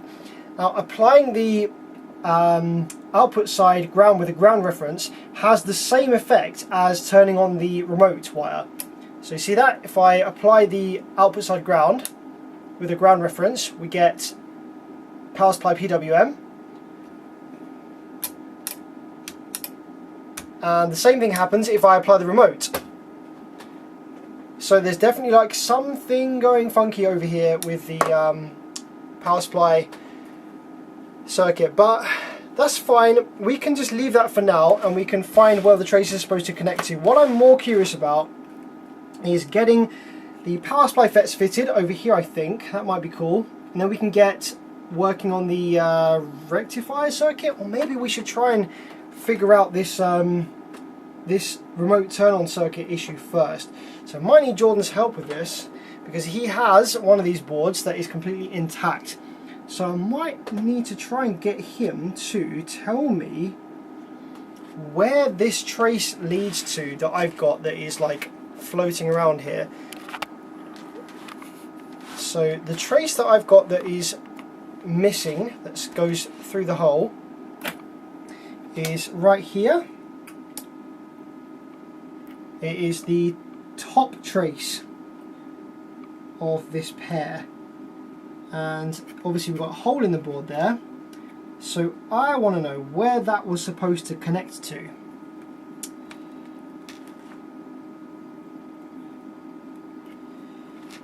I'm trying to look for similar sized traces over here on this side of the PCB. We've got one for the remote itself, but it doesn't go anywhere else. I'm tempted to actually remove this transformer. Jordan says it goes to the protection light on my board. Oh really?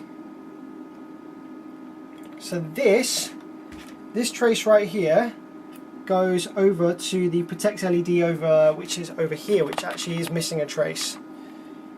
Okay, interesting. So that would connect to there. Is that it? Okay. I think there's definitely some other traces that are broken that we need to figure out. Now I wonder where this one goes. See this trace right here? It's a kind of thicker trace. I wonder where that goes. What I need is I need a picture of the bottom of the PCB here. Let's see if we can find one on the internet maybe. I doubt we will. Jordan says yes, and R40. Okay, cool, because that's what we have on our board. It connects through to R40. Okay, cool. Thanks very much, Jordan, for that. So we know that that broken trace goes to the protect LED, so we can reconnect that back up. But I don't think that's going to sort out our strange issues that we've got with the remote turn-on circuit. What I think we need to do is get this trace connected up to where it needs to go. So I think that's probably going to be a ground. Yeah, so that's connected to ground over here. And then what do we have over this side? That's the rectifier. Okay. And we're supposed to have an output side ground reference. I think that's basically what I was doing by connecting the negative speaker terminal.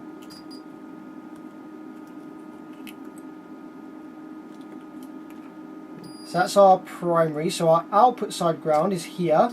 So our rail capacitors, negative, is our output side ground, which is here, which is not there, which is here on the back, because we're going through the transformer.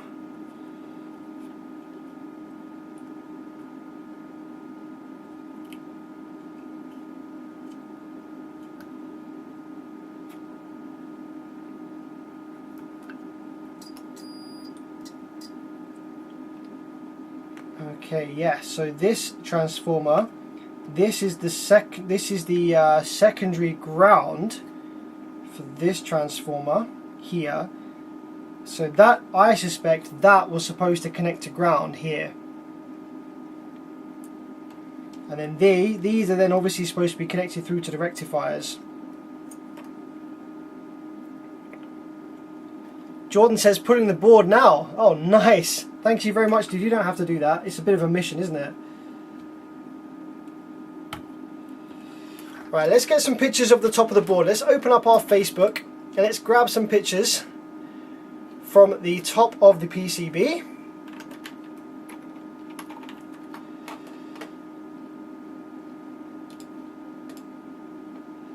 Let's just quickly log in here.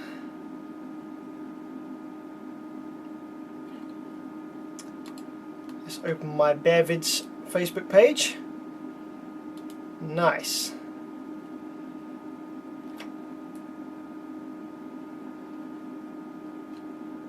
Thank you so much for these pictures, Jordan. Really appreciate that.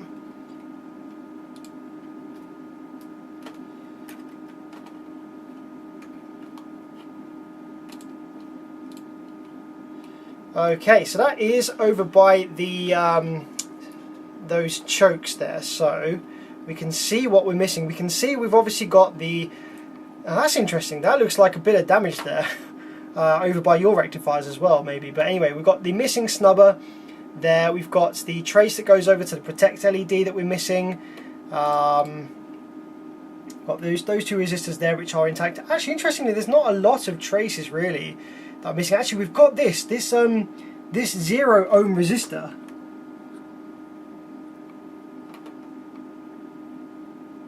Here, and that connects to this jumper bar. Now, where does that go, Jordan? See that trace there? This little jumper bar here, where does that lead to?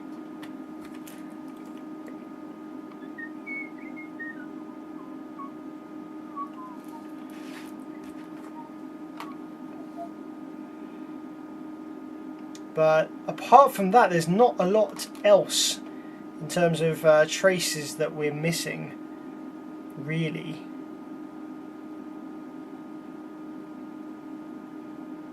Which is kind of cool.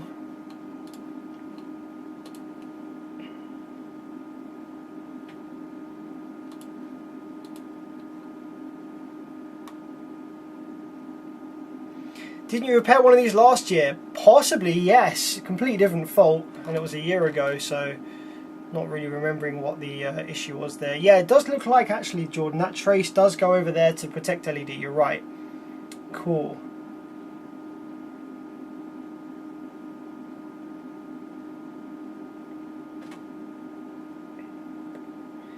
Well, I don't think the protect LED is super critical right now, so I'm not going to reconnect that up. But I'm kind of interested in this, where that goes.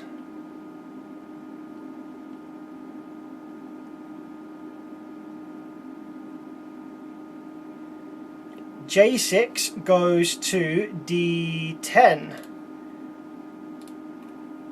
Is that this right here? Is that J6? Can't quite see, can't zoom in enough. Yeah, it does look like it is, doesn't it? J6 goes to D10. Where's D10?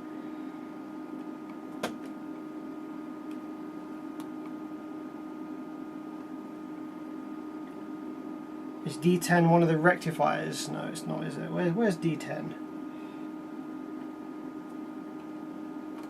Greetings from Norway. How's it going, buddy? Water damage. Interesting.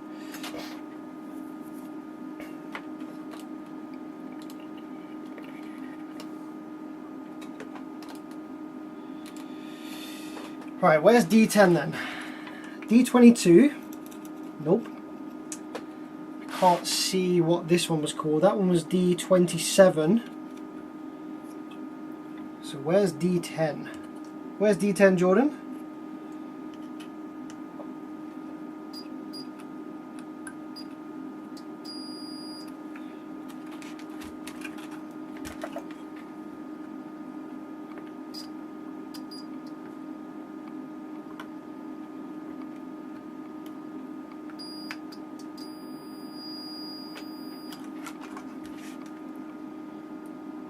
Okay, well that's just output side ground, isn't it?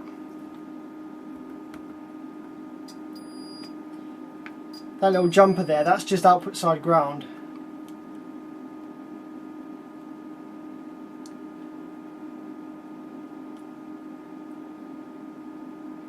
Just towards the terminals from Q2.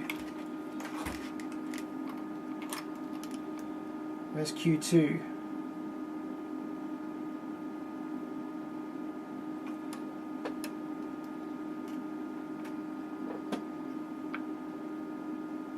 Wait, surely it's got to go somewhere over here.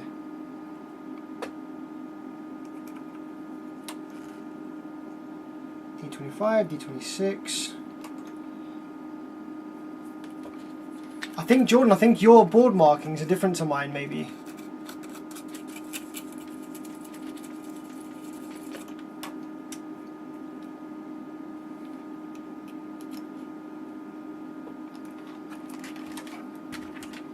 But anyway, I've got a feeling that this is supposed to be output side ground.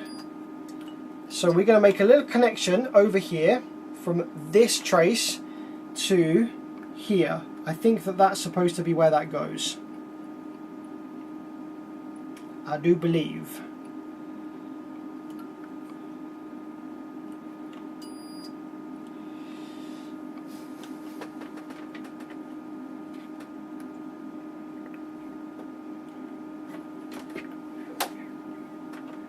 So let's get some solder on this trace here, because that connects to ground there, and then that's the output side ground. Oh, look by the TL494. Really? Because the other side of that, you see this? This is basically that's that junction with the 0 ohm resistor. That connects to the output side ground, the middle bit between the rail caps.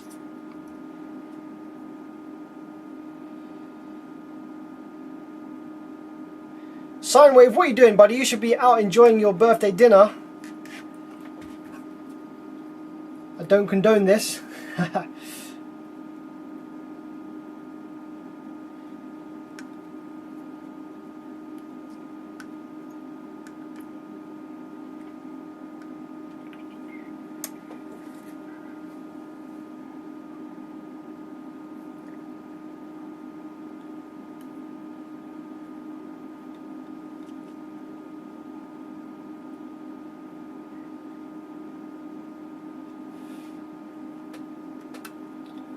Just a little jumper wire for the time being, just to jump these over. Let's see if that changes the behavior at all of how this is coming alive. So we still have a bit of current draw. Relay probably still going to click in. Yep. So the amplifier still thinks that we have the remote connected. Okay. Oh, D10 also connects to ground. Okay, so yeah, it's just output side ground basically. So the amplifier still thinks that we have the remote wire connected. Interesting. Okay. I wonder if we're missing a ground or something over by this circuit. Let's follow the remote wire coming in. So we know that we have continuity from the remote over here to the sort of TL494 circuit. So let's follow continuity from the remote terminal. We come over here. We go into D1. Okay, that's a start. We go into D1 from the remote terminal. Okay. Muy bien. So let's just check D1. Yeah, that's looking good. So let's just turn the board on and let's see whether we've got any voltage on the back of D1. No. Okay, let's continue. From D1 we go to R1, which is a 20k by the looks of it. Do we go anywhere else? Doesn't look like the trace goes anywhere else. Okay, so then we go out of R1. Let's just check to see if we've got any voltage on the back of R1 there. Nope, we don't. So let's keep going.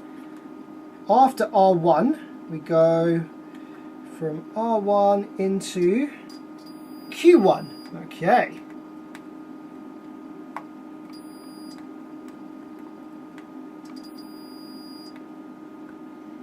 So Q1,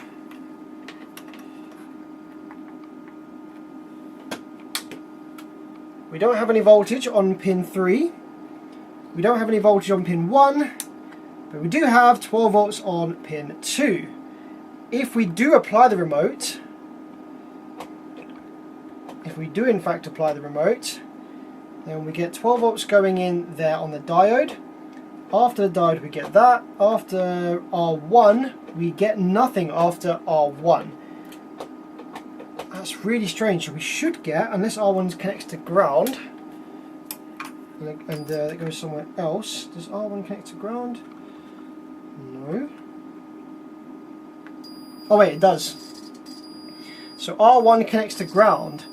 Okay, so that means that D1 must go somewhere else. Okay, it goes to R2. Okay. So R2, that's a voltage divider. Let's see what we have after R2.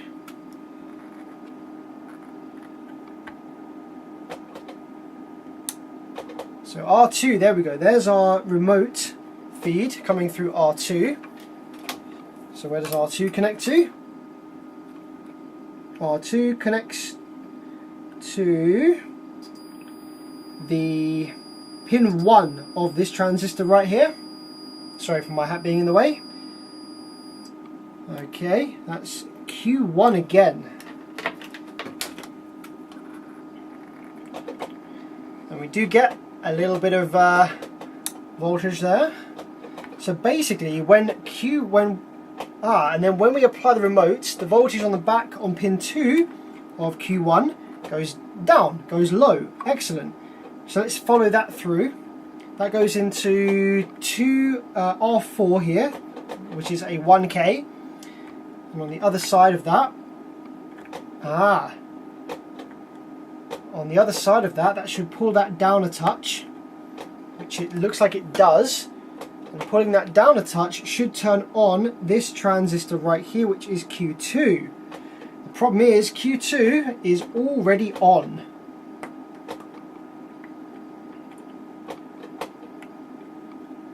So Q2 shouldn't already be on. So we can remove Q2. I don't think Q2 is dead, but Q2 is already on somehow. So I'm going to remove it and just see what happens when we remove Q2.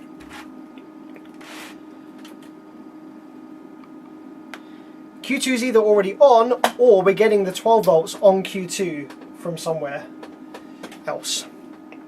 Replace Q1 and Q. I don't think replacing Q1 is going to help. Q1 looks fine.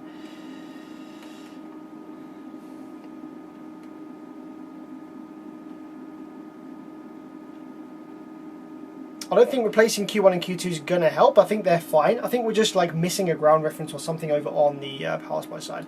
Let's check our pictures from Jordan. Nothing come through just yet, but probably coming through again in a minute.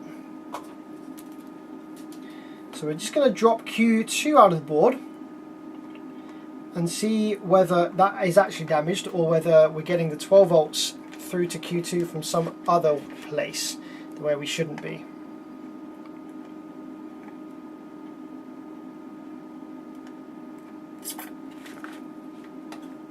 Okay, there we go. Q2 is out.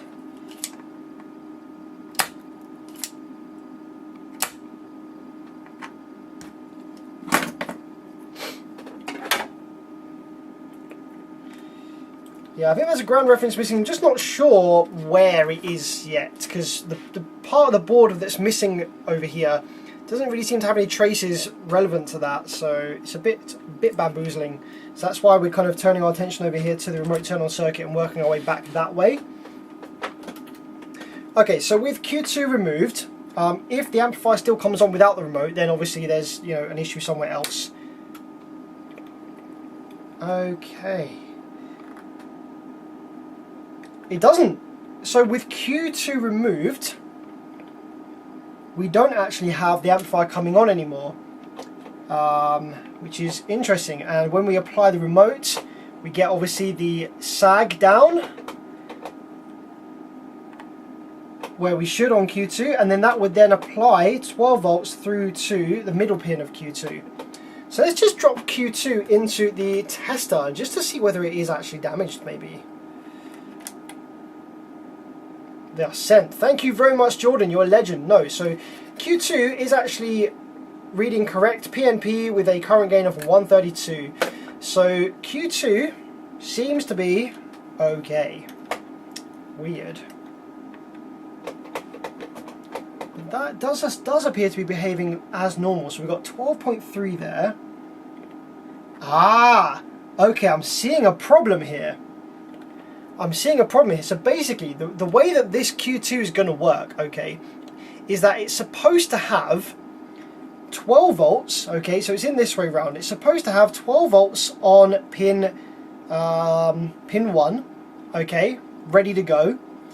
It's then supposed to also have 12 volts on pin 3. They need to be exactly the same. Those two voltages need to be identical. Pin 3 and pin 1 need to be exactly the same. And then basically this transistor will turn on when the voltage on pin 3 goes a little bit below the voltage on pin 1. Which is obviously what you can see happening there. As I apply the remote, the voltage drops down a bit. The issue that we've got is actually, without the remote even applied, we've got 12.35 on pin 1, but on pin 3 we only have 10.4. So that's basically going to be causing this transistor to turn on at all times, even when we haven't got the remote applied. So that means that the voltage is being dropped too much. Something is pulling voltage down on pin 3 where it shouldn't be.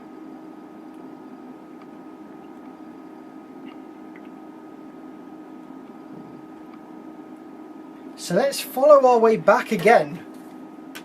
So we should have, I wonder, and this is coming from Q1, isn't it? Hang on, let's have a look at Q1 again. So Q1 has the 9.4, hang on, that's 9. Let's just turn this off and follow this with our multimeter. So Q1, it goes through there, through this 102. We've got this 222. 222. Now that has a low resistance. Ah, that might be our problem. That might be our problem, guys. I'm just looking at this here. R3, okay. So I'm looking at what's coming from pin 3. We go to R4, which is a 1K. Alright. On the other side of R4, we have connected to Q1.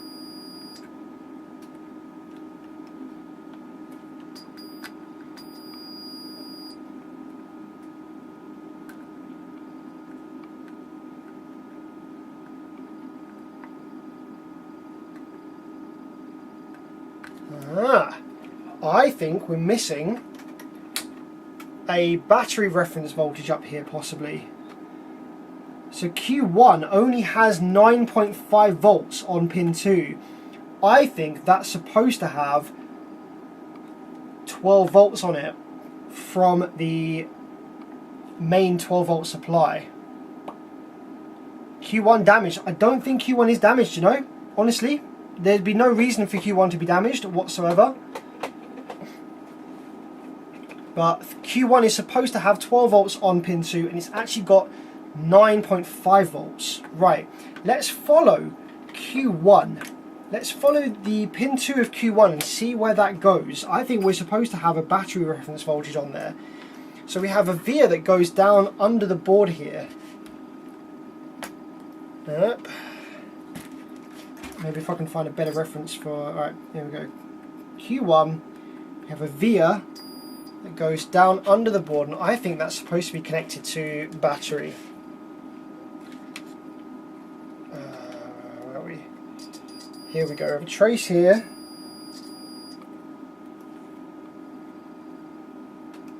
That leads all the way over here.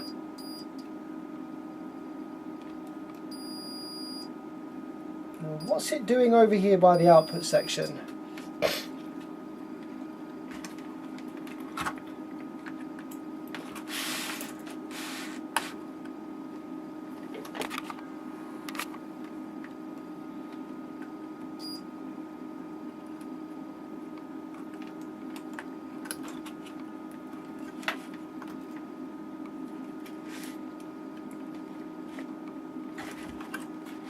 There's a little circuit over here. I wonder whether that's got something to do with... So basically that's going over here. Q1, find Q1 again. Here we are. And why is that going all the way over here?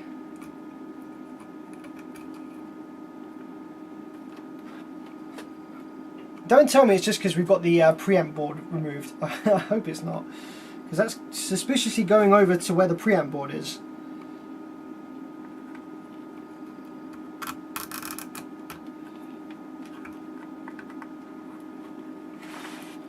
There we go. So Q1's going all the way over here. Find that trace again.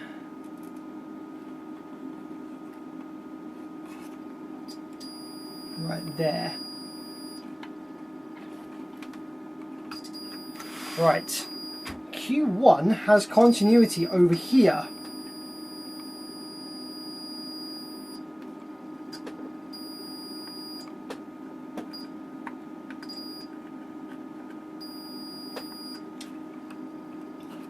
Right, let's turn our attention over here then for a minute. This is over by the looks of it, by the relay engage circuit. That would make sense, actually. That's going over here to the relay engage circuit. And then after we have R87. This is good reverse engineering for you guys. I think that's going to trigger the remote turn on as well. The relay turn on.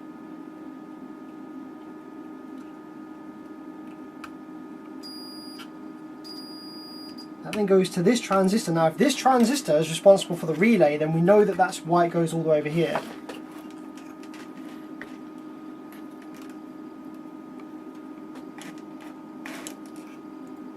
I think that has something to do with the relay.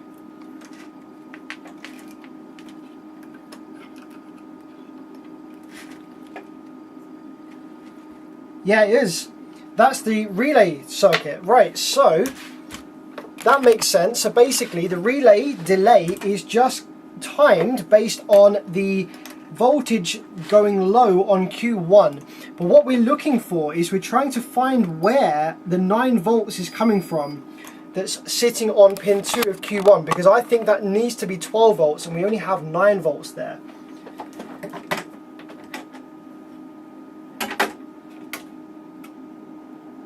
If Q1 is turned on, the relay can turn on simultaneously with the 494. Exactly, yeah, exactly. So we just need to find where this 9 volts, 9.5 is coming from that's being sent to pin 2 of Q1, because that should, like I say, be... Okay, well we have slightly higher voltage through this 102.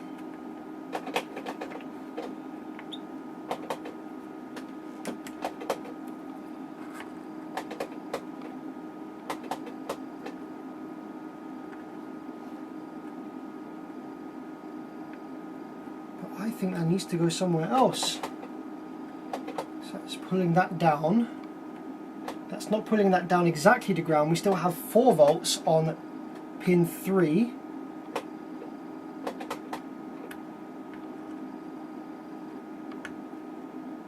We have our 12 volts on. We have 12 volts on R3.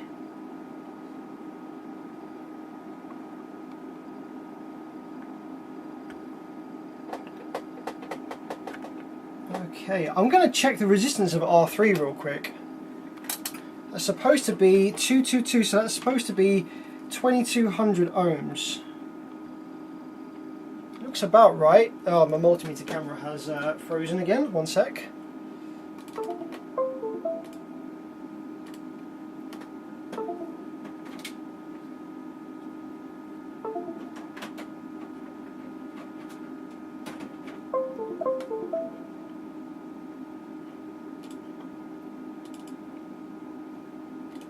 There we go.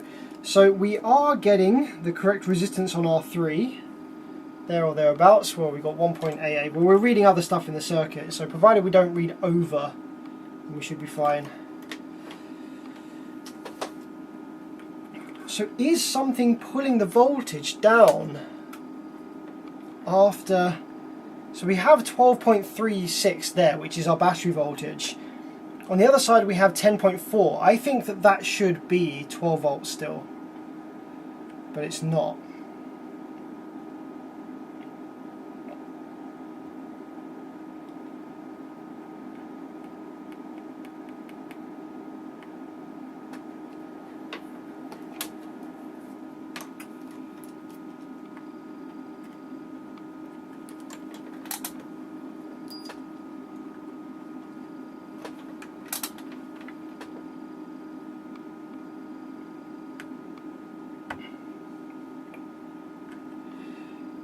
Okay, just for fun, let's remove Q1 and give it a quick test. Let's just give Q1 a quick test. I think it's fine, but let's just confirm with ourselves that Q1's alright or not.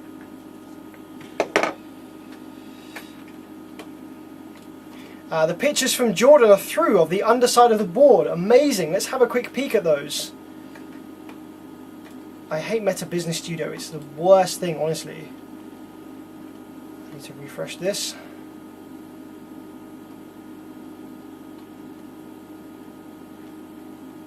There we go. Okay, so this is the underside of the board, and we're looking for the area that was broken over here. Is this the power supply side or the output side? Okay, that's the output side. We want the power supply side. That's the power supply side. Okay, so let's have a look at the bit that we're missing. We've got that trace that comes from there. Okay. There's a couple of traces there. Hang on, there's a transistor there that's missing. Is that a transistor? Jordan, what's here? Are there a couple of transistors there? We've got 3 pins maybe? What's that? No, is that a transistor? Or is it? No, that's where those capacitors are, isn't it? Okay. That's where those capacitors are. No worries. So that connects down to there. Okay, yeah, I see that. We have terminal ground there. This trace jumps up and connects over to here. That's what we've basically done over there. And then we have just the large traces that lead from the transformer to the rectifiers. So not really a lot missing actually from the bottom of the PCB here.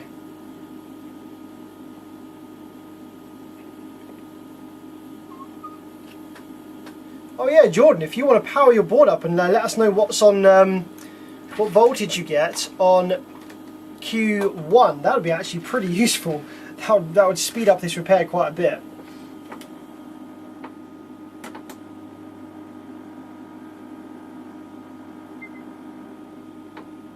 Blind trade Q1, do you reckon?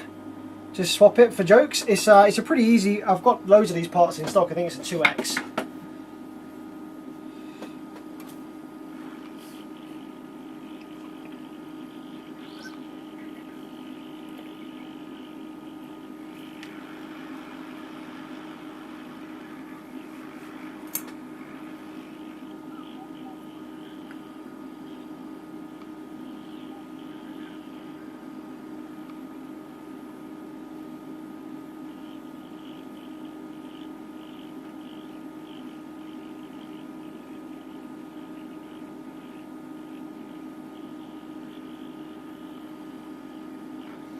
Right, that's Q1 removed.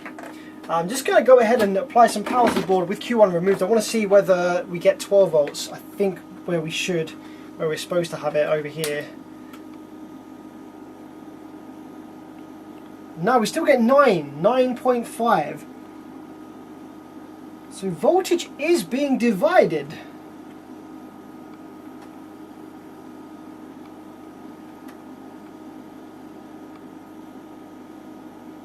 Ah, it's over by the relay engaged circuit, you know. You know what? It's over by the relay engaged circuit. Which kind of makes sense, but I wonder whether there's something a little bit shorted over by the relay engaged circuit. So I'm looking at this trace, right? Guys, just bear with me. I'm looking at this trace. I'm looking at this Q1, right? So basically we've got 12 volts directly connected to the battery terminal here, R3. It goes through R3. Now, if there was no pathway to ground after R3, then it would still be 12 volts. However, it's not. It's only 10 volts. See, 12 volts one side, 10 volts the other side. So the fact that we've got a voltage drop across that resistor means that there's a load across that resistor.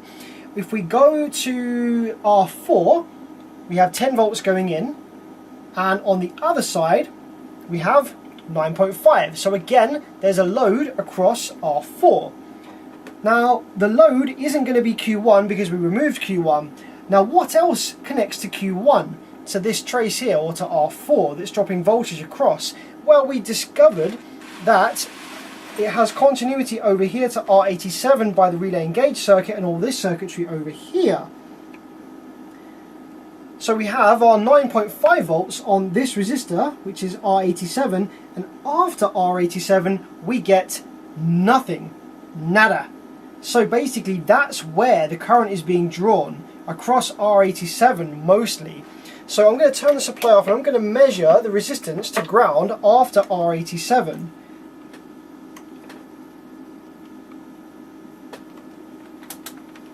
We have, it's not that high, it's kind of like in the kilo. What have we got? We've got 513 across. We've got 513 to ground after R87. Okay.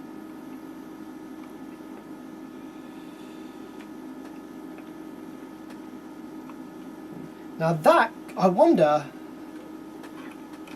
is that a failed, is that something dodgy going on over here? 578 that way round, and let's just confirm the same the other way. 564.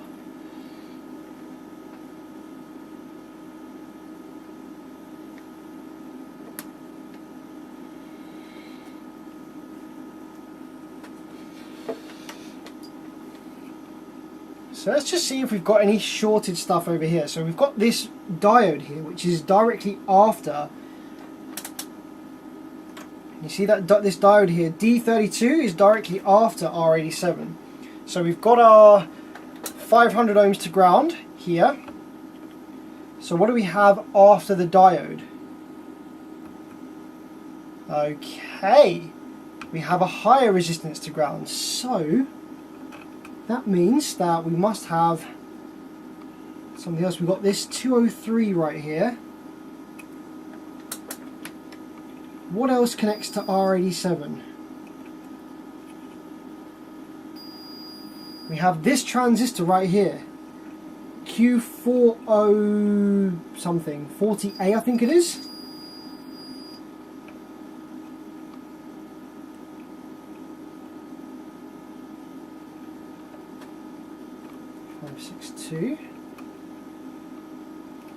Okay, looks like our 500 ohms is across legs 2 and 3 of Q40A. Now is that across the transistor, or is that on the board somewhere? I don't see a resistor value of that type, but let's just check that that's not the resistance of the relay coil there. What is the resistance of the relay coil?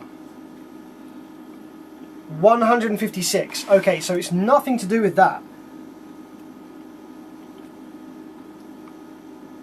So I'm going to go ahead and pull Q40 here.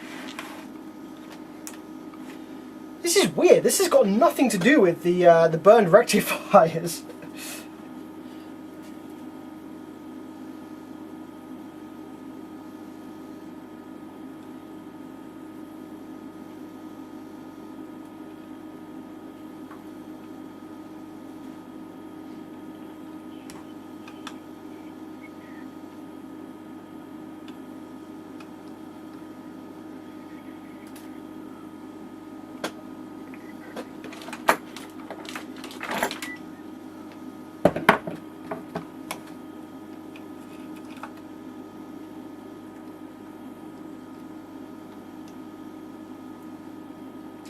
Jordan says, on R3 with 12 volts input, I get 11.8 on one side and 11.1 on the other. So yeah, something's definitely pulling ours down because we shouldn't be as low as that. Jordan, what do you get on pin 2 of Q1? Without the remote on or anything like that, just with 12 volts going in. Right, let's now with that transistor removed, let's just check the resistance across those terminals. Across these pads. No, that's gone. That resistance is no longer present. Did I just find a dead transistor with a 500 ohm short? That would be pretty mad. Bro, it doesn't know what it is. It would have come up by now. Bro, yo, freaking let's go. Let's freaking go. Q40, dead.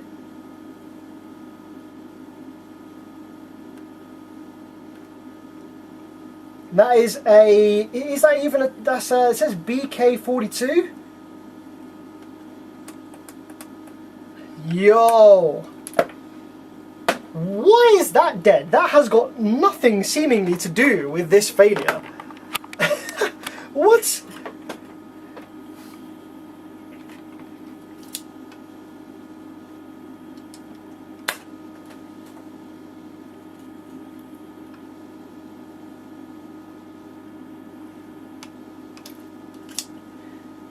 And that's just logical thinking there, guys. That's just looking at voltage drop across some resistors and being like, there shouldn't be voltage drop across there, because that doesn't make sense. That means that something's loading that to ground.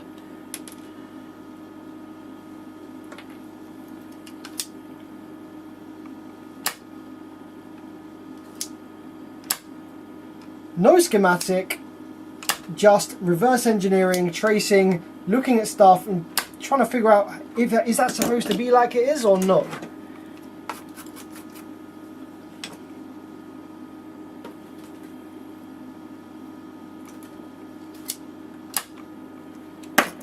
Right, so what is that transistor supposed to be? Where did it go? I chucked it on the desk. Here we go. So that is a BK42. Is that just like the same as a 2S KSA42, whatever it is? Let's have a quick check on the Google. BK42 transistor.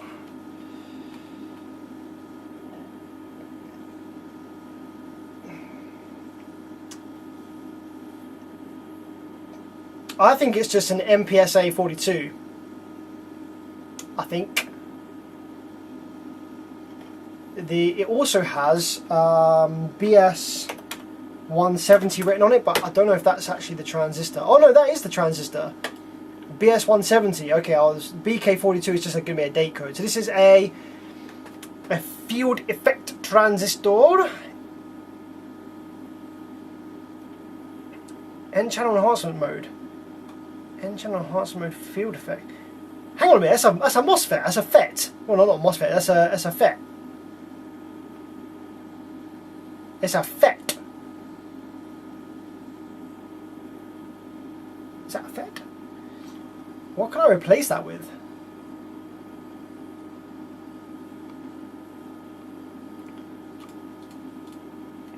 Jordan, what does yours have in Q40A?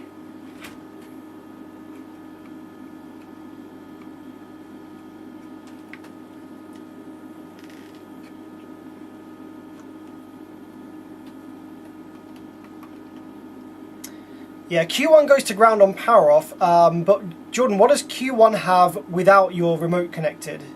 Just like ready to go. BS170.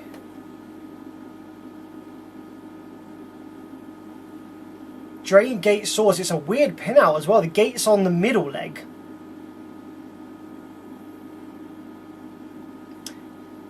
"12 volts DC, excellent, that's what we like to see." Okay. Drain gate source, what a weird layout. But yeah, my tester definitely doesn't have a clue what that is. Right, well, now we've got it removed anyway. So we've removed it. So let's put Q1 back in the board. And let's see whether we have normal remote operation now.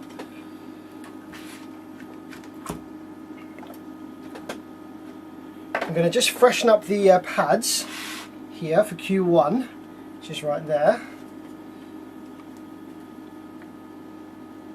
Fresh 6040, love to see it. Cheeky bit of flux.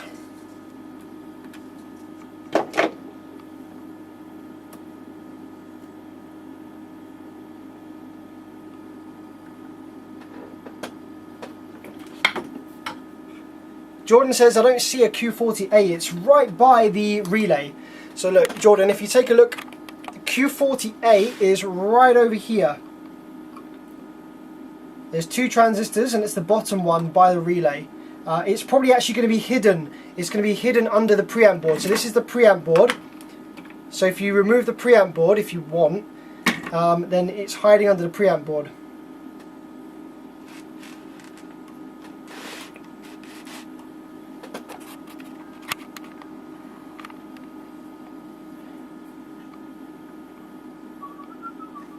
But you probably don't need to do that because it's probably going to be the same parts. But I'm just curious to see what yours reads on it, what it says on it. If it says BS170, then obviously we know that that's what it is. Maybe any old MOSFET will work in that location, but I don't know if I've got any MOSFETs that are in that small of a package, you know. It's going to have super low gate charge.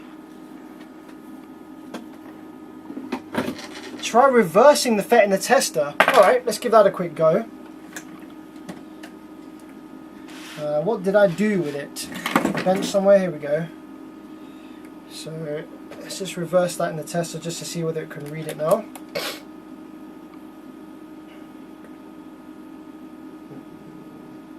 $3205 should work. Yeah, I don't know.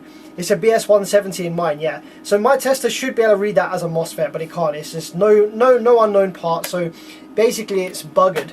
So with that back in place, let's drop this transistor as well. Actually, you know what? Let's leave it out for a sec. Let's just confirm. Let's just confirm for a minute. 12 volts going in. Okay. 12 volts going in. And let's just confirm we have... That's more like it. That's what we like to see. We now have 12 volts on Q1 pin 2. That's what I was telling you we needed to have there in order for the remote turn-on circuit to operate with the remote wire. So if we now drop Q2 back in,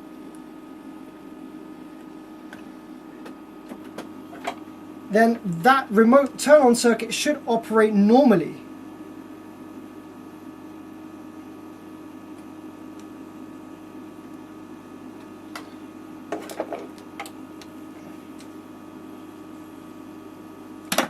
Told you.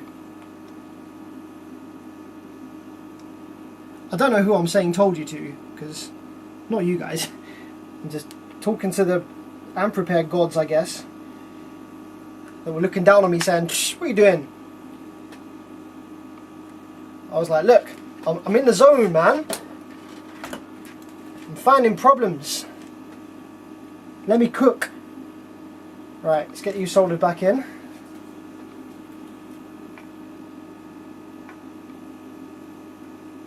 Why was Q40A dead? That's so random. That has like nothing to do with the damage that we've got over by the rectifiers. What a weird failure. It's not even like got any load on it or anything over there. Right. So now, hopefully, with all that back in place, if I turn this power supply on, okay, we don't have any idle current draw anymore. We don't have any PWM on the MOSFET gate pads either. So, moment of truth, if I hit the remote, what do we get? Oh shit, nothing. Fuck. Oh wait, hang on, that might just be because my crocodile clip has fallen out. Oh yeah. Fucking ruined the moment there. Ruined the moment. Crocodile clip for the remote terminal fallen out. Get back in there, this is all twisted. I've been flipping the board over like the same direction continuously, so it's all like twisted up by the terminals now. Right, try that again. Moment of truth. Hey! What's interesting is that most amplifiers, when they're powering up, look at this. Most amplifiers, when they're doing soft start on the power supply, they won't vary the amplitude of the square wave here to the power supply gates. They'll vary the duty cycle. So usually you get a low duty cycle waveform and then it widens out, and that's your soft start. However, on this amplifier, it's actually varying the amplitude, which is unusual. But we're not using a TL494, we're using a TL594, so 594, so a little different there. Maybe it's set up to work slightly differently. But now at least we have correct operation on the remote turn on. So with that in mind, let's go for repairing the damage over here by the rectifier area that was burnt out. So what we're going to do first of all then is fit some new power supply MOSFETs. Yes, absolutely. Let's drop in some new power supply FETs, and that's going to get these transformers energized and building some high voltage.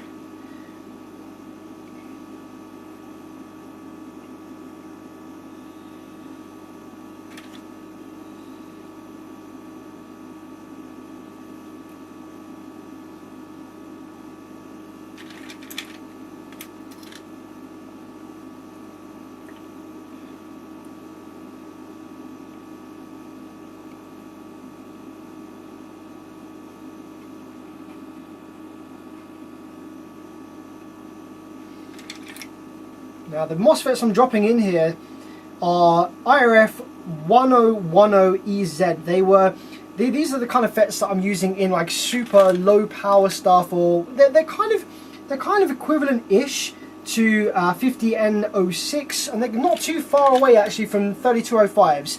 If you look at the datasheet, the current rating might be slightly different, but if you look at the area of safe operation, these IRF 1010EZs actually are pretty comparable to 3205s, but I got them really, really cheap.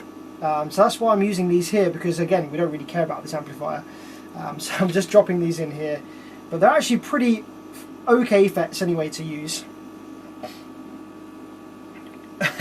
Jordan says, give me a sec, I'm going to airdrop you this BS170. My man's a ledge. No, just fax it. Fax me that MOSFET, you'll be fine. Oh no, we transfer me that MOSFET, and then we'll be good to go. You sent a photo of the Q40A in transistor tester. It shows as an N-channel MOSFET. Well, there we go. That just doubly confirms that we had a dead N-channel FET. Thank you, Jordan. I'm going to see if I've got a N-channel FET that's low enough gate charge that will work in that location just for this test. Don't know if I will, but maybe I will.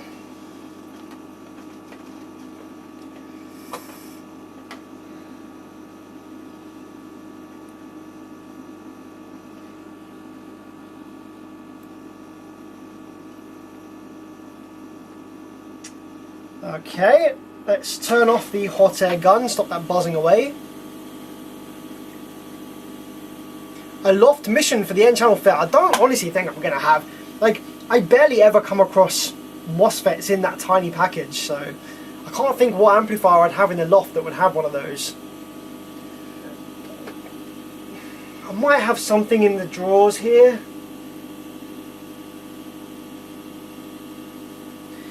But yeah, worst case scenario, we can just try and find the lowest, gate charge FET that I've got that's in a TO220 package, and like solder some really thin legs to it just to kind of get it in the board for this quick test.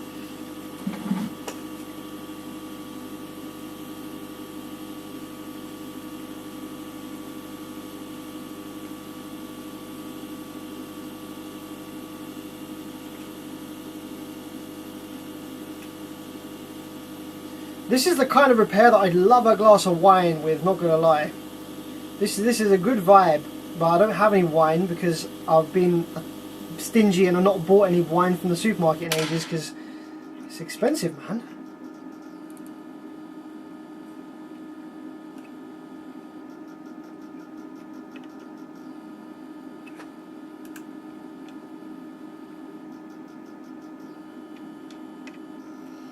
There's actually a fuse trace up here by this MOSFET leg. You've got to watch out for this, guys, if you're doing repairs and stuff. Right by this MOSFET, I'll try and zoom in a bit more. See, there's a fuse trace there on the drain. So we're going to have to wrap around a little component leg to get that soldered, I think. I don't think a solder bridge is going to work because the flux is just going to prevent it.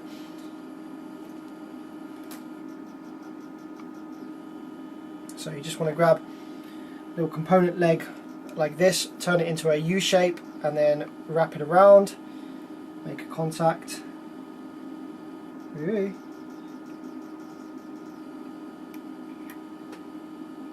It's a bit too big, that really, isn't it? I'll trim that. We'll trim it after we've soldered it.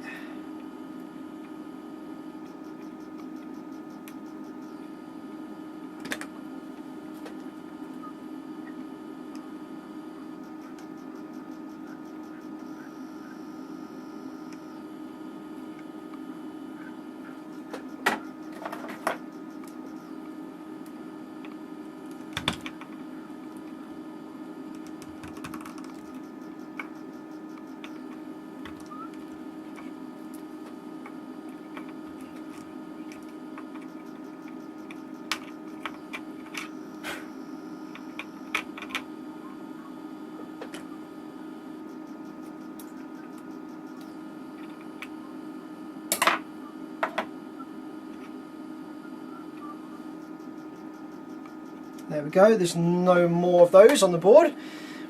Dude, is 6, thank you for the 420. Ah, yeah, nice, 420, smoke another amp. Love to see it.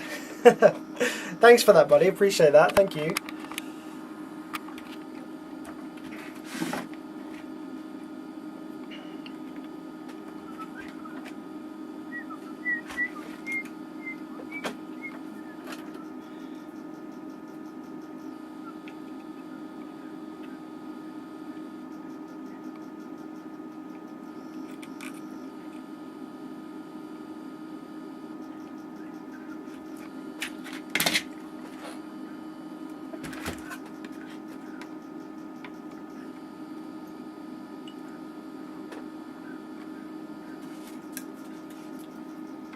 Small weed every day.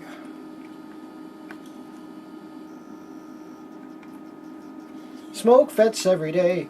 Should make a remix, an amp repair remix of that song.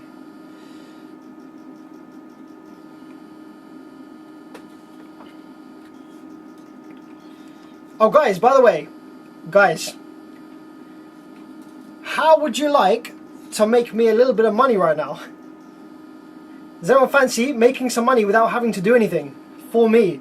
Now, this is not some kind of bullshit thing, by the way. I was just gonna... Would anyone be mad if I did this? Wait, where are we? Firefox... Oh, wait, where's my freaking studio gone? Studio.youtube.com. I think I accidentally exited out of YouTube. Mike Honda, how's it going, my man? Good to see you. Manage... Here we go.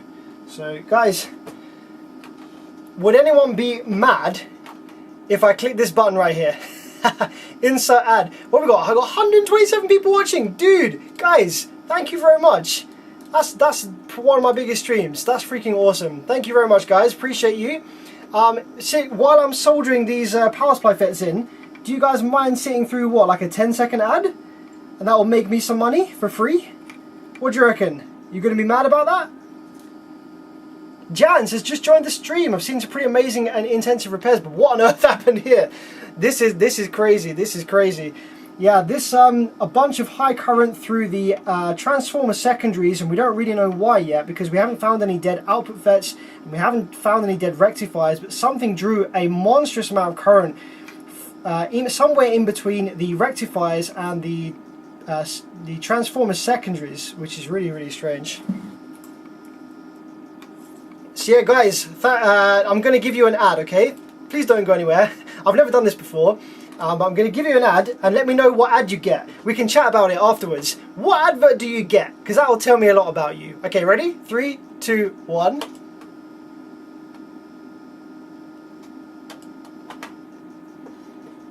Hopefully everyone got an ad then, I don't know. Maybe, maybe not.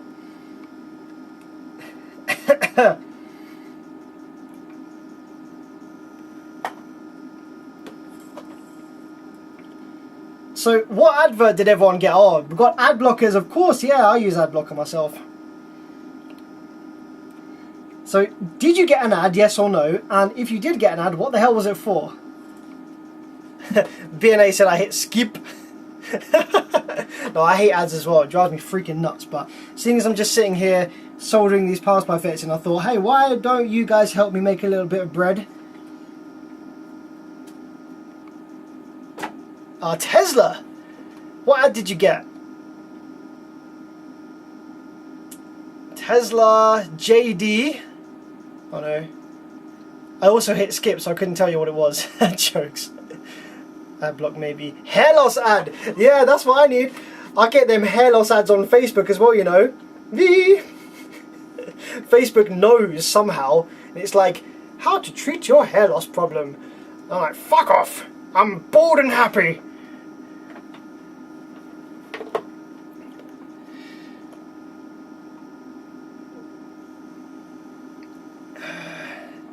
Do you still get paid if the ad blocker works? I don't think so.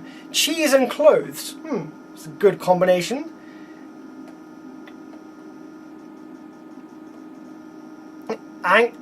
Anglican home improvements. Doors and windows. Have you been Googling home improvements by any chance?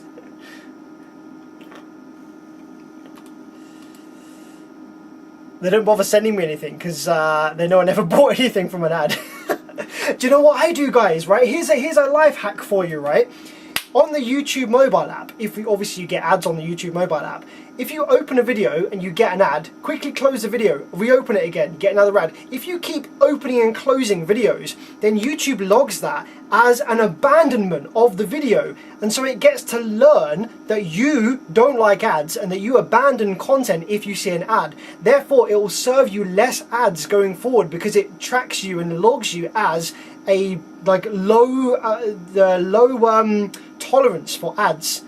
It actually does this. YouTube actually has logged how tolerant you are of adverts, and if you are high tolerance, it will chuck more ads at you. If you're low tolerance, it wants to keep you on the platform, so it chucks less adverts at you. So if you keep backing out of videos whenever you get an advert, it logs that as an abandonment and gives you less ads in the future. There's a tip for you. Something about crypto.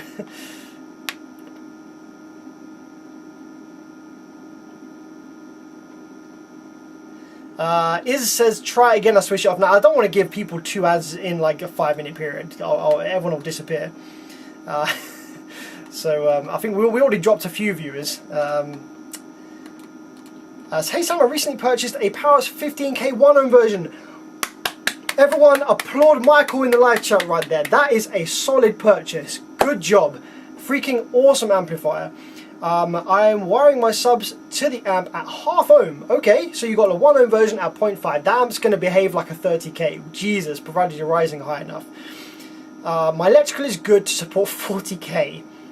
How do you think the amp will handle this load? Well, naturally you're going to have a bit of impedance rise, okay? Should bring you around about the 1 ohm mark. Provided your low pass filter is set low. So on the Powers amplifier, all of the dials on the side should be at minimum, apart from the gain obviously, and then set a low pass filter on the head unit or DSP or whatever it is you're using to around 50-55 Hertz, 24 dB roll off, and should be good to go. The impedance rise drops off like a rock above like 45 Hertz, 50 Hertz for most car audio subwoofers. Even above sort of 38, it's kind of the impedance is dropping a fair bit. Generally you get the most impedance rise on most subwoofers, be like on the lower frequencies. So if you want to keep the amp safe and happy, then a nice low pass filter, sort of 50 Hertz, will keep it happy. And yeah, just monitor the temperature, but you should be fine. Those amplifiers are quite overbuilt and over-engineered, so you shouldn't have any problem. Dude, thank you for the $23.99, Andrews. I like you and your jobs. Keep doing what you're doing.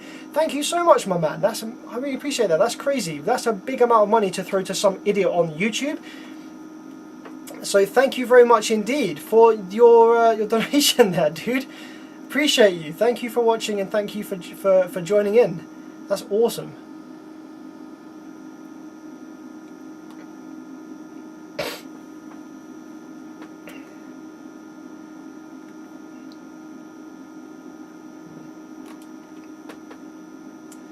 Right guys, so we have fitted all of these power supply FETs. Now, I'm not going to power it up just yet because obviously we still got the transformer here that's just chilling. I'm just going to try and unwind these power cables a little bit because I've made a bit of a mess of them. So obviously we still have the transformer here chilling. We need to make some connections over to the rectifiers, etc. We need to rebuild the snubber over this side. So let's start on that. Now, we do have Jordan's pictures as a reference because Jordan is a legend and sent us over some pictures of the bottom of the PCB so we can quite easily see and work out where all of these traces are supposed to go. Hello from Romania, nice content. Thank you very much, Gabriel. Appreciate your comment there. That's really kind of you. Oh yeah, by the way guys, this is what the Q40A was supposed to look like in the tester. Oh, you got the same tester as me, and you've got the same software variant as well. Actually, you know what? Your tester looks almost freaking identical to mine, including how dirty it is. That's hilarious.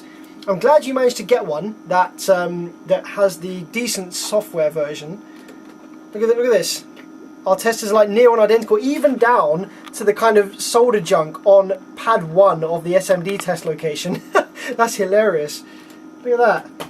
It's like near on the exact same freaking tester. Jokes. Although what I have done, Jordan, you might like this tip.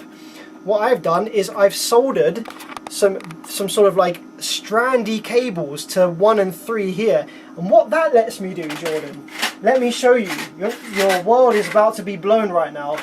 What that lets you do is drop a 247 or 203PN transistor, use the 2 hole and then bend it towards 1 and 3 like that, and then just hold it in place, and you can very quickly and easily check VT and CG of your large package MOSFETs without having to, like, I don't know, bend the legs weirdly or something like that. So maybe do something like that. Really cool way to just really quickly turn your transistor tester to quickly and easily measure your larger package FETs.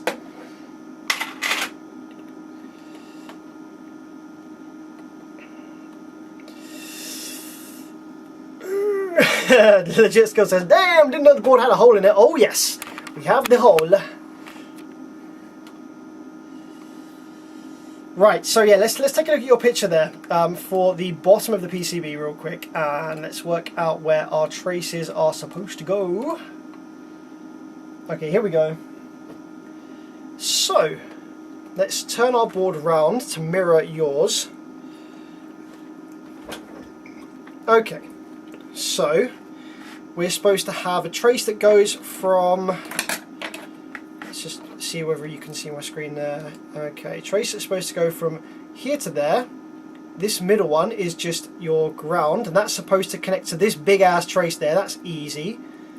And then that one's supposed to go to there. Okay, so this one goes to, does that go to the middle? Yeah, that goes to the middle pin, doesn't it, there? So we're going from the transformer secondary to the middle pin of that rectifier, and then the other pins will need to obviously lead to the rail caps, depending on what rail we're connecting to. Same for this one over here, to the middle pin, and then each of, I think it's the middle pin. Yeah, Jordan, can you confirm that? I think it's the middle pin it goes to. It's kind of hard to see. but it looks like the middle pin. 1, 2, 3 there. Let's remove that. Don't need that there anymore. You abandoned me, not only her anymore.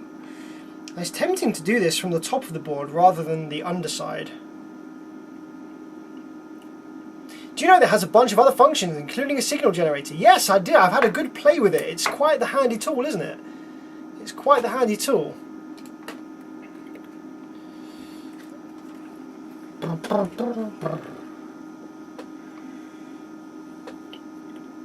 Okie doke, so let's just have a look at these. Now we need to tin these.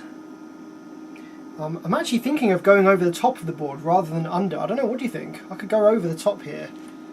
That might be better.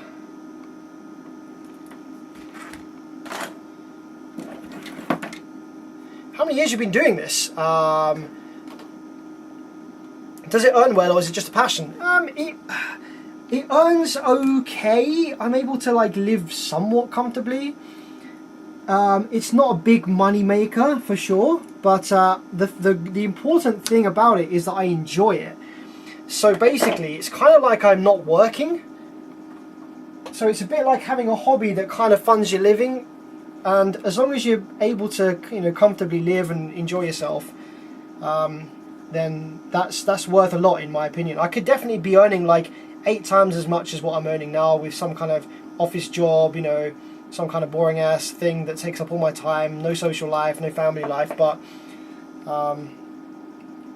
doing this, I can work from home, I can choose when I work, I enjoy it, it's good, I love it, and yeah, that's really important to me.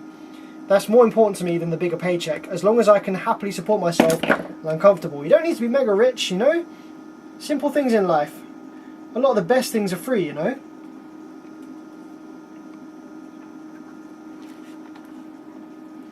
Secondary to middle pin. Excellent. Muchas gracias, Jordan. But yeah, sorry, I've been doing this for, I don't know, maybe like 8 or 10 years now, maybe? Something like that. Completely self-taught. I've never taken an electronics class or been to college or uni or anything for this, and that sounds cool to get to this level, but there is definitely big gaps in my knowledge as a result of not doing any kind of, you know, form of class or anything like that. I'm good at problem solving. I'm good at reverse engineering circuits and working out what's wrong with them, but I'm not very good at, you know, designing circuits from scratch or knowing the correct terminologies for things or anything like that. There's big gaps in my knowledge because I haven't done any like official, you know, education on electronics. I've just kind of learnt from doing this basically. How many layers is this PCB? It's just a dual layer, so it's just got one layer on the top and one on the bottom. It's nothing too crazy.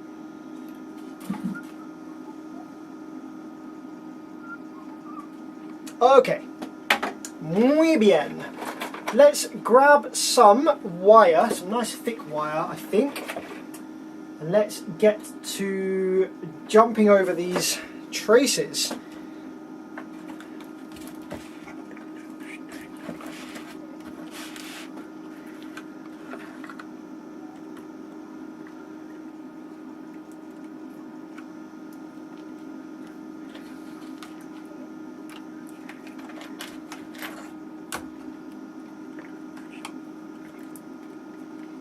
I think actually, see, for these ground traces, I think these ground pins, I might just be able to like kind of bend them back over onto the trace here.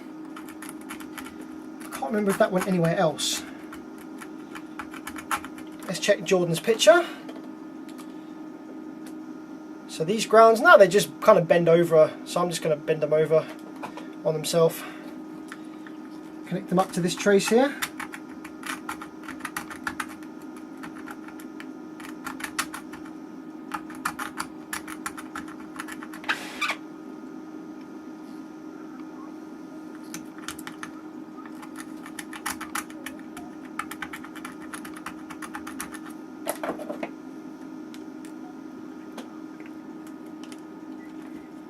That one's not going to reach, is it? It's not going to reach.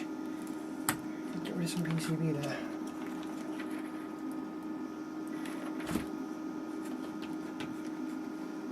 Right, we need a little jumper from there to there, but I think that one there, I think that's going to reach. So I can literally just solder that to that trace on the back there. That one's not quite going to reach.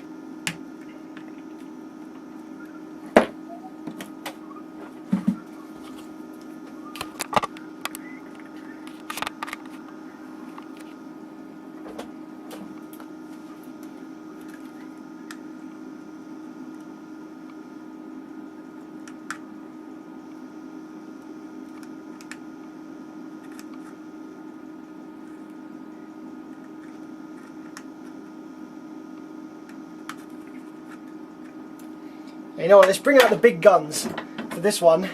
Let's bring out the big guns. Yo, what are we saying, boy? Look at that soldering iron. She's a chonker.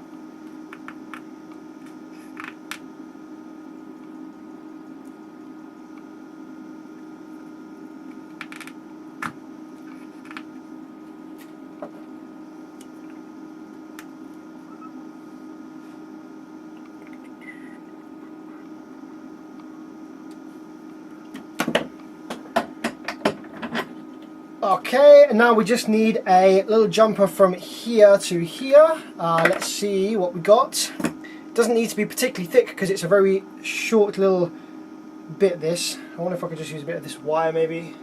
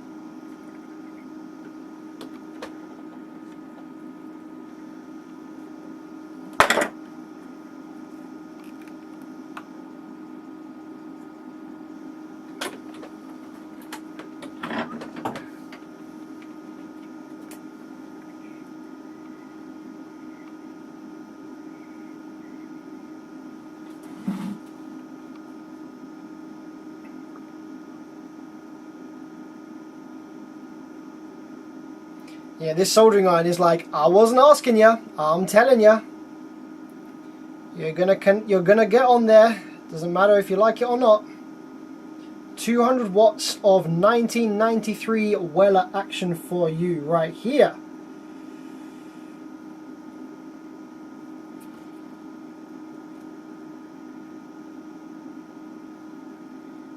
Oops, that's yeah, a little bit off there.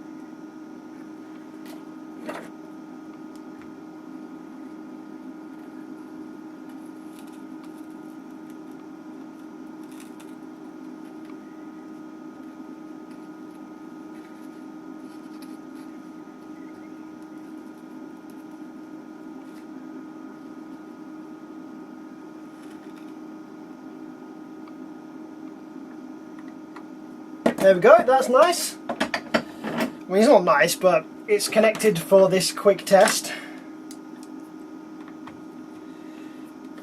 And it's definitely overkill, probably, but there we go.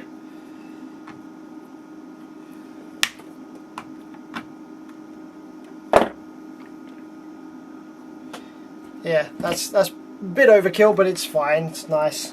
That'll do. Right, so now we need one of those that leads to the middle leg of this rectifier right here.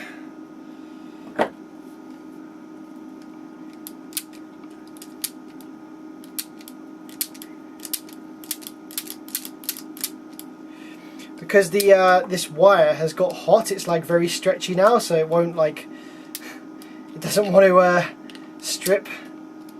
Come on, you. There we go.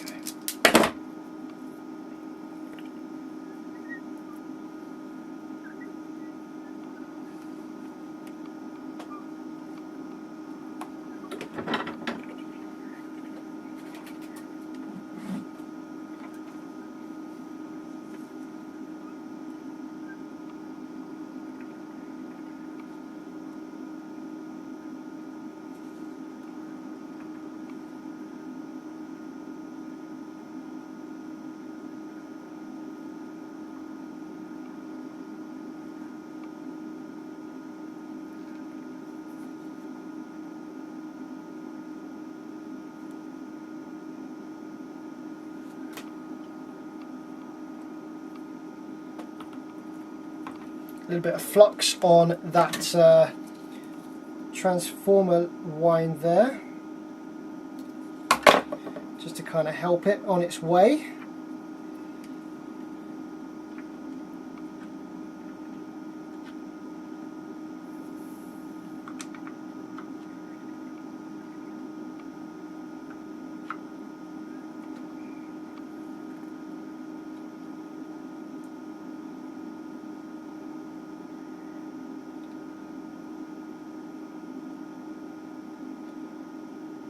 I'm just making a very rudimentary connection at the moment, and then if this works, then I'll probably strengthen everything up to a full high current test a bit later on.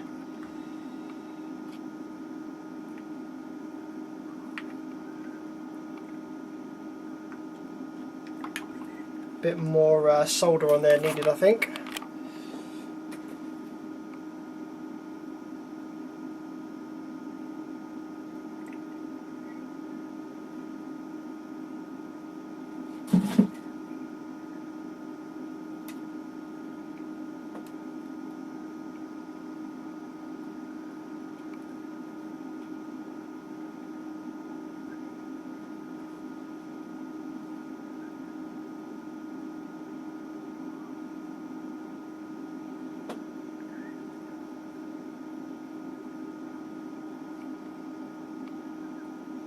Now that is actually very close to touching that 12 volt supply wire, so you know what I'm actually going to do? I think I'm going to run this one across the top of the board because it's a bit safer. I don't want whatever it is, 80 volts going back down towards my bench power supply, thank you.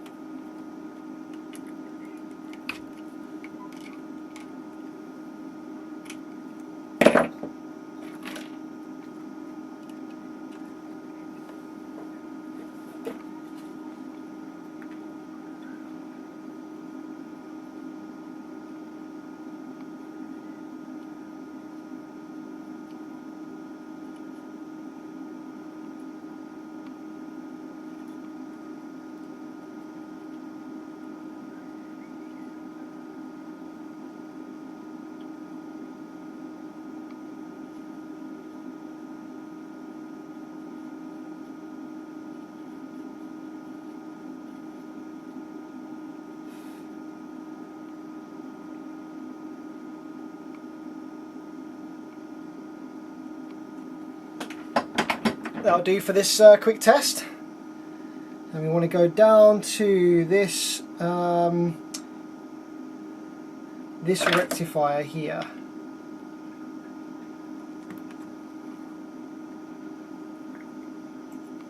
The middle leg. Okie dokie.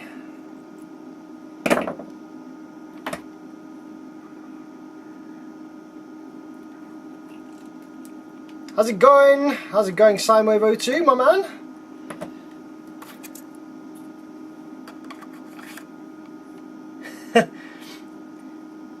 And Anish just realised that a quarter of the PCB is gone. Yeah, no wonder, man. This thing is screwed.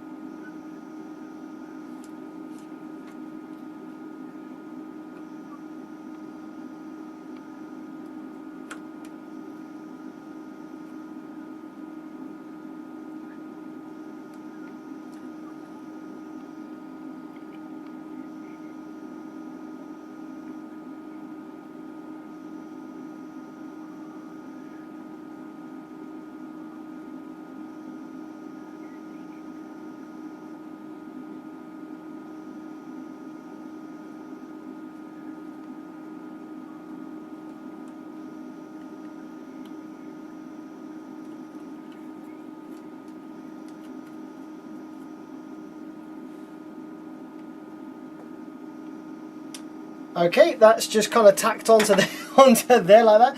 This has got to be the most cursed thing I've ever seen. This is absolutely freaking hilarious, guys.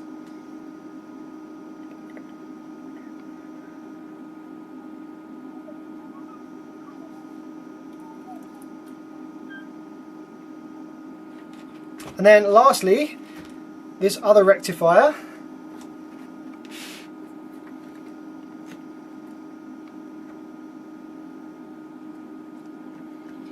Give me a like, give me a thumbs up for the cursed amplifier repair. Hit the like button if you're enjoying the stream. It does help the channel.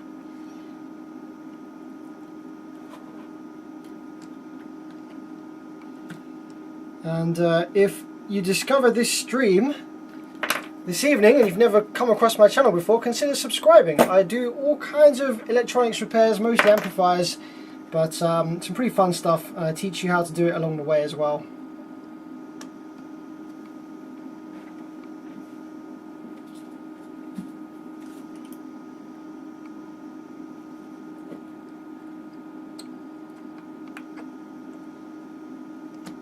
I think that one has been welded to the leg. It's not actually soldered, it's just welded because it doesn't come off. This happens sometimes when you get a part that's burned so badly, like where the leg or the trace is burned so much, it sort of welds the trace to the leg. You get that on surface mount stuff as well, and that's how you end up pulling traces, pulling pads off of surface mount stuff, is because you're trying to remove it but it's not soldered anymore, it's actually just like literally welded.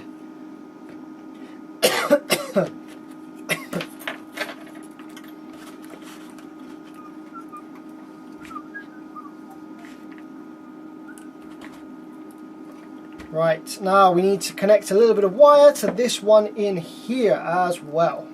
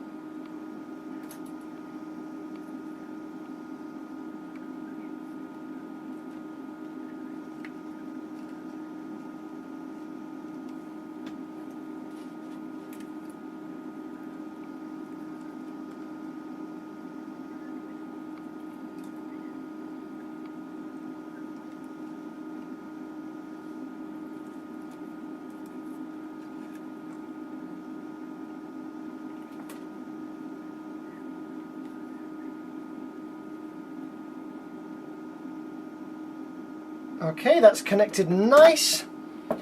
And let's go over here to this one. I'm going to go up on top of the board again just because this wire is kind of thick.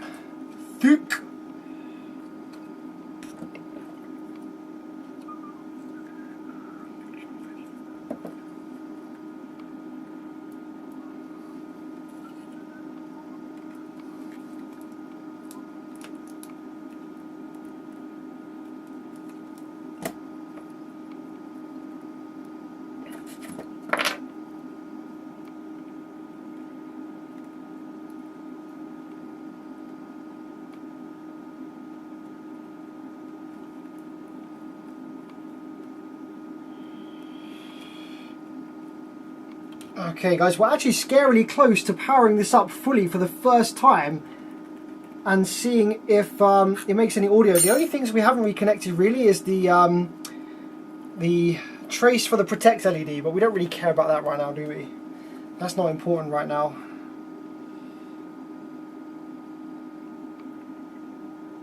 Oh, we are also still missing a snubber network, but the amplifier will probably function fine without that, just for a quick test this evening. It's getting quite late here, so I don't want to be streaming for too much longer, but I do want to at least get this powered up and see whether there's any other faults in the output section or anything like that. Okay.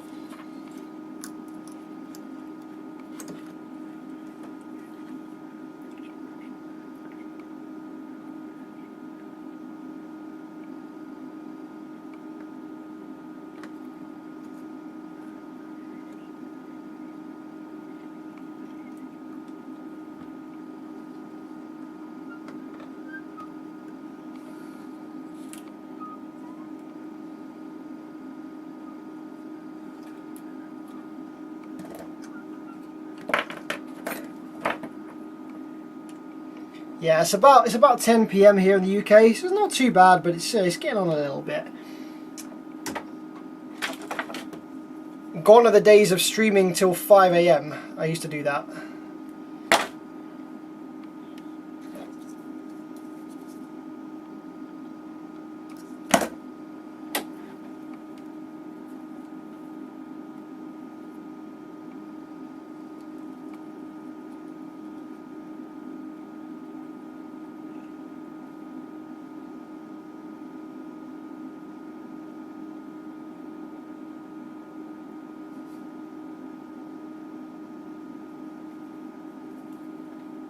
Okay, there we go. We are soldered to that rectifier.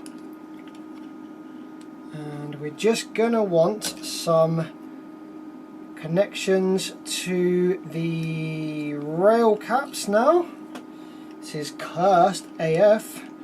But this will still connect to the heatsink, so that's kind of cool. That will still go on the heatsink just fine. I think I'm going to use some slightly thinner wires for this next bit, because we don't need anything too crazy. So in terms of going to the rail caps, what do we have? We have these all just connected together. It looks like it. Let's take a look at Jordan's picture once more. So in terms of these, looks like we have these just kind of all paralleled together, right? Because this is going to be generating one of the rails.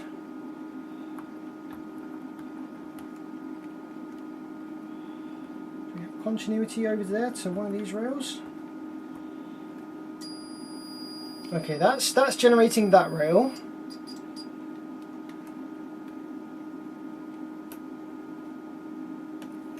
And then generating the other rail should be...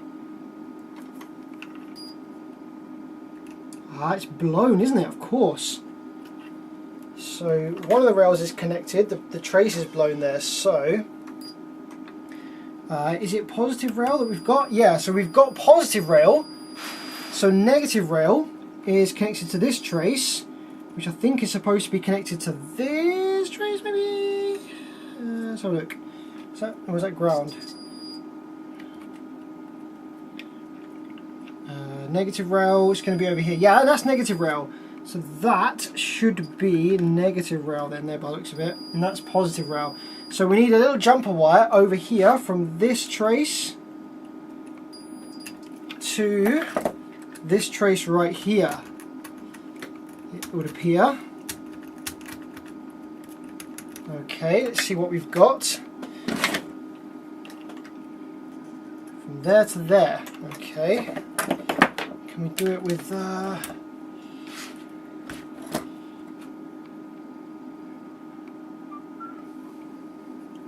Not quite got enough of that wire left. Let's see what else we got.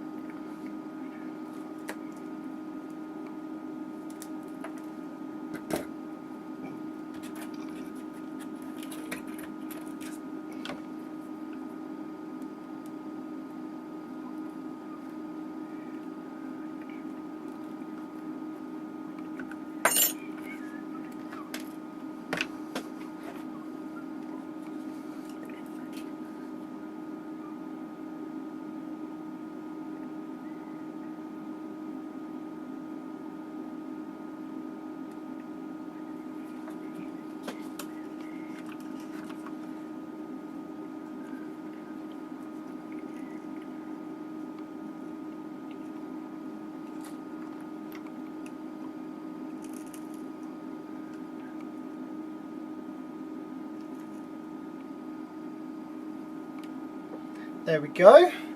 And then we just need it to connect over here to this trace, which is negative rail, by the looks of it.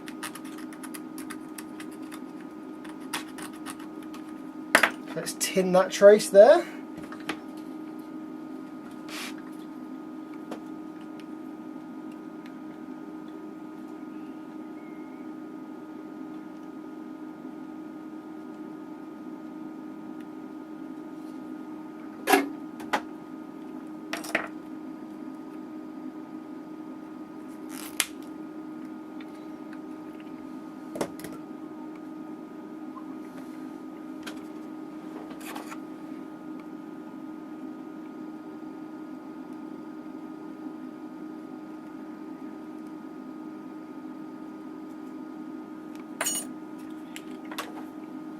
We are so close now, guys.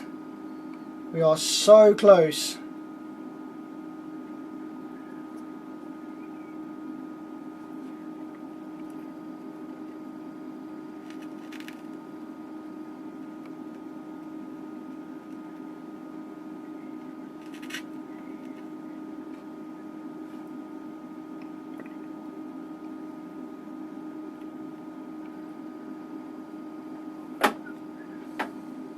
There we go. So now that's connected up, that's connected up. And then we got this one, so that's positive rail. So that's negative rail there. Excellent. And then positive rails on this side. Negative rail. Positive rail. Yep. Negative rail. That's not connected. So we need to connect that one there to this trace here, nice and easy. I don't actually need anything quite as thick as that. I've got something thinner because it's just a really small little run. Something a little bit thinner, a little thin piece of wire maybe.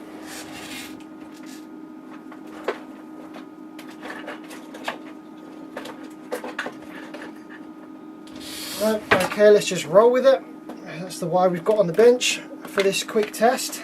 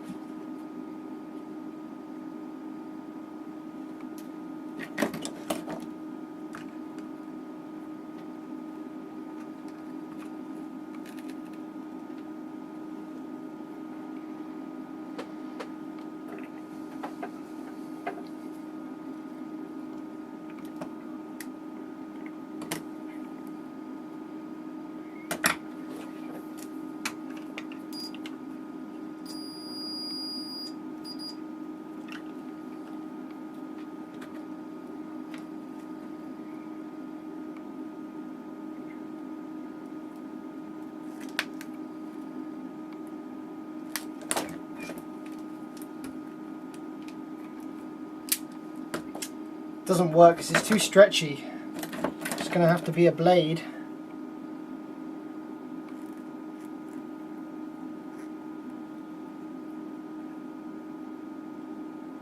Fortunately, these blades I'm using are super blunt, so not too much risk of going through my finger.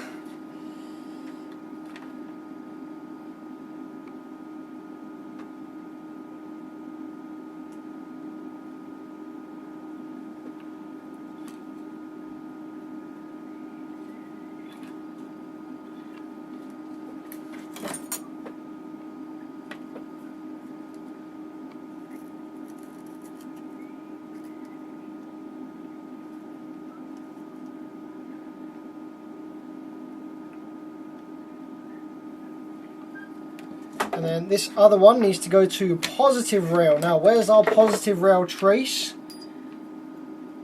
Is that here? Yep, that's here. Is that on the bottom of the board maybe? Can we jump to the bottom of the PCB? Yep. Excellent. So we're going to make a jumper across to the bottom of the PCB over here for this one. Nice and small, nice and quick.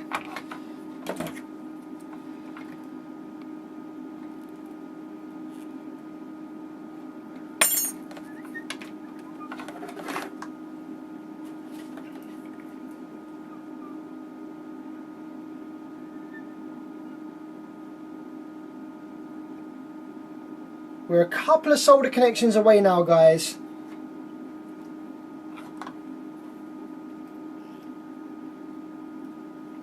Don't think there's... I mean, I haven't done the snubber, but that can wait, I think.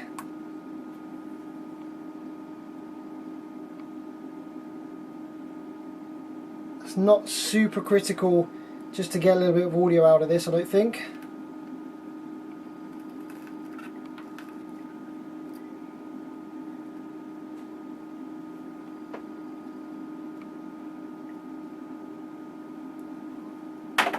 So I've got a few people talking about getting their Taramps amps bulletproofed.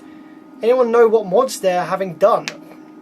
I haven't heard anything like that. There are changes you can make to the Taramps amplifiers to make them a bit better.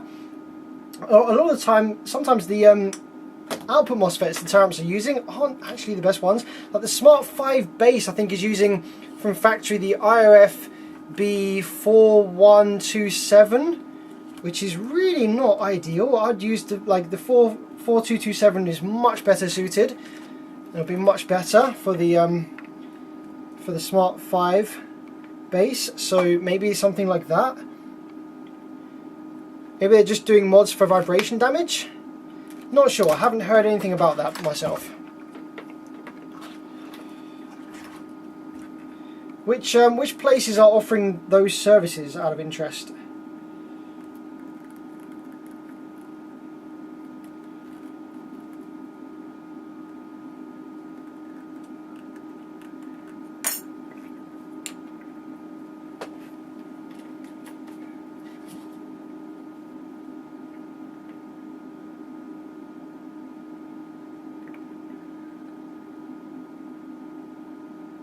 Look at this absolute mess.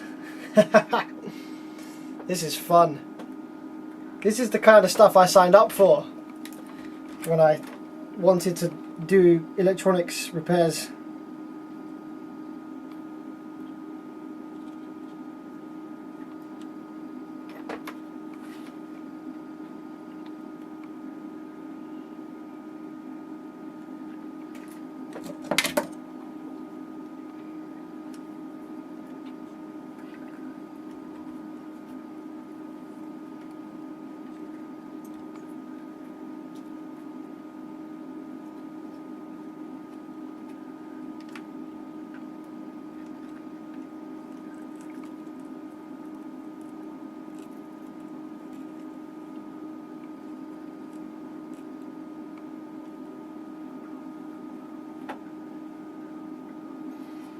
Alright, we've just got one more rectifier. We've got two more legs to connect up now.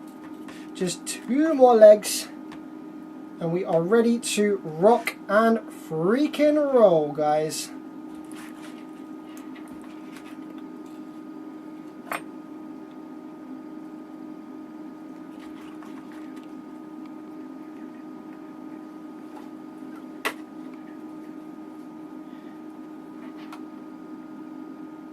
Ellensburg. I don't really know what he does, to be fair. So yeah, I'm not sure. Not sure what he's doing to make them bulletproof.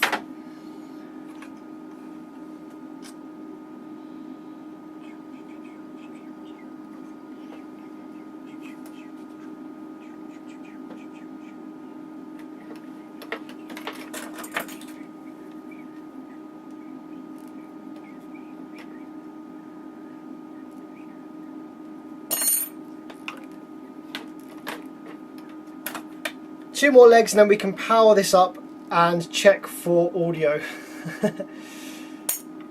I suspect.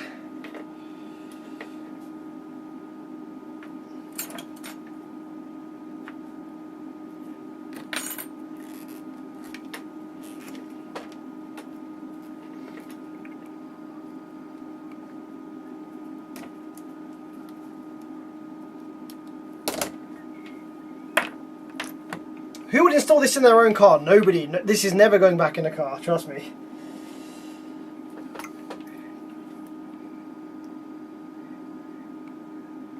Nobody should ever put this in their car. This is staying with me in the workshop after this.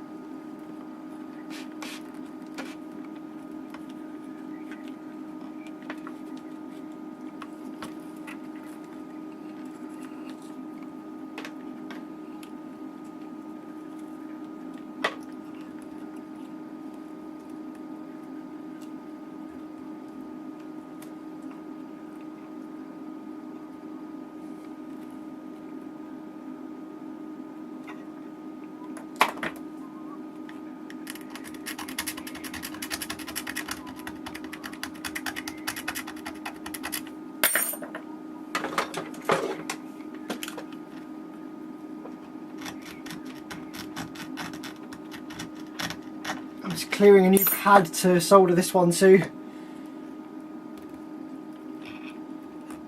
There we go.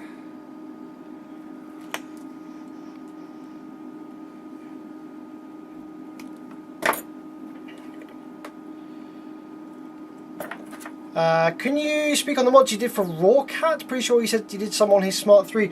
I don't know who Rawcat is, maybe that's Neregius, but I did some mods on a Smart 3 to bypass the fixed high pass filter, which was basically just jumping over a couple of capacitors in the preamp stage.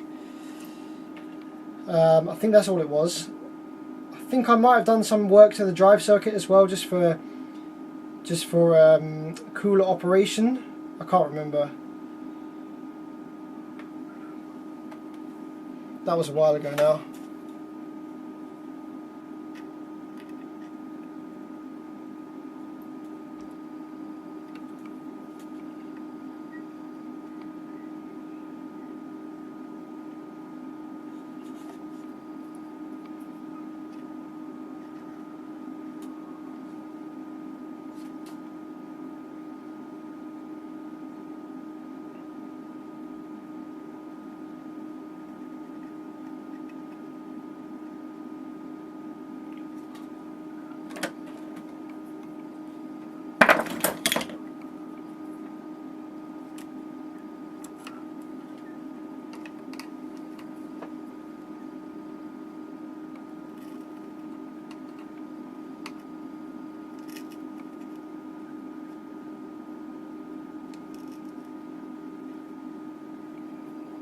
Right guys, one more wire is all we need to connect up to power this up. One more lead, and that's going over to here.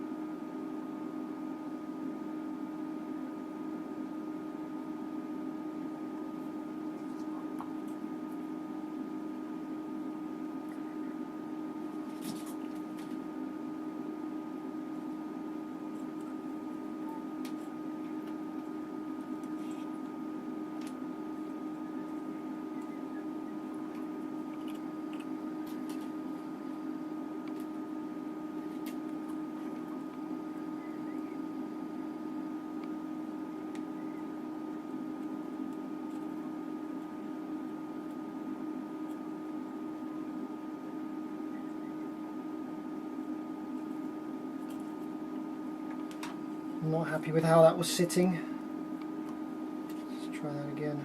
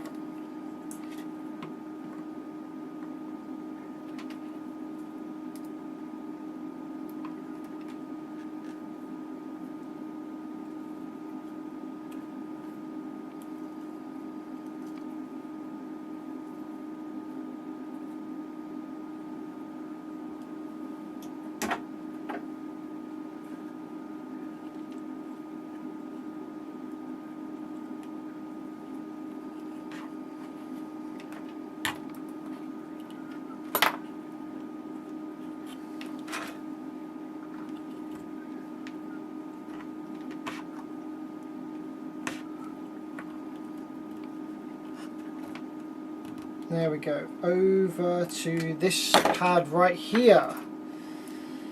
Cut that one there, trim that off. Right guys, so what are your guesses? When we power this up, what's going to happen? Is it just going to work and produce clean audio? Are we going to get some smoky PCB from the rectifier area? Are we going to get short circuit on the rails, therefore no rail voltage? What do you reckon is going to happen? Place bets now. We are one solder connection away. Here we go. Drop this in, and then we can probably go for a power up, I believe.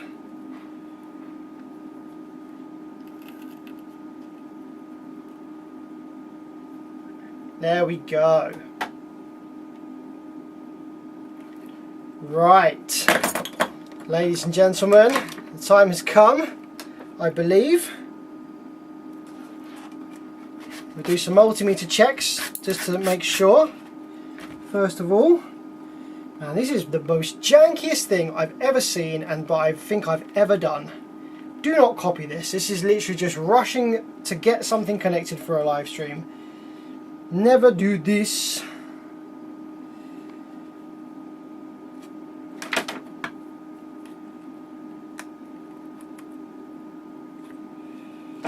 Right, so we have rectifiers. Everything seems to be maybe connected up there. We're going to do continuity tests between the rails. So let's check between the rail caps, make sure there's no shorts to ground on the rail caps, because that's important. Nope, charging that capacitor. Charging that capacitor, make sure there's no short rail to rail. Nope, there is not. Okay. I guess we power it up. We're missing some film filter capacitors, and we're missing a snubber network. Hopefully that doesn't cause any issues. But yeah guys, what do you reckon is going to happen? Here we go. Need to put this daughter board back in. Over here. I'm going to connect up the preamp card as well, for good measure. Alright. This is a Class D amplifier, so we should get Class D switching, provided this works. And then we're going to connect up the remote wire here.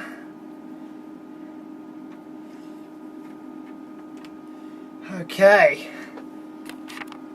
Oh, Q40A, bro. Thank you, Monkey. I forgot about Q40A. That requires an N-channel FET in that location. Fuck, let's go, let's go. Right, N-channel FET. What have I got?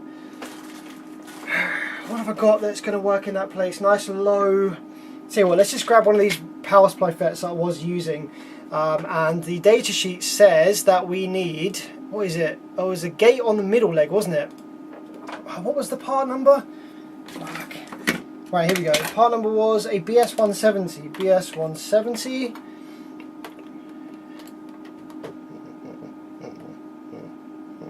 So we're supposed to have drain gate source. So I just need to flip these legs around. Drain gate source. So I just need to bend these legs around ever so slightly, and then we can just tack it in place. I don't care about soldering it in properly. I literally just want to get this up and running, and for the relay to engage. Hopefully this MOSFET is not like too like difficult for the circuit to drive or whatever. There we go. I'm just going to plonk that on there, just tack it in with a tiny bit of solder.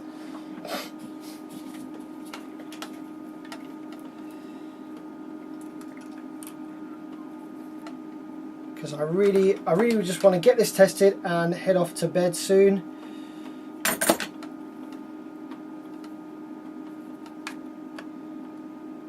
Guys, if this doesn't work, we're doing a part 2 stream like tomorrow or next week, by the way.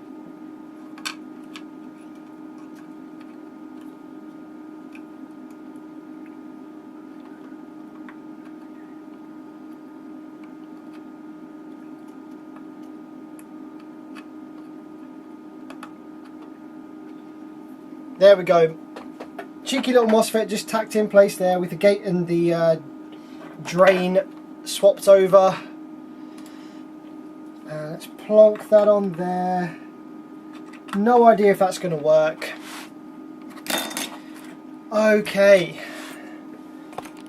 Time to go. Time to go. So we're going to turn the soldering iron off.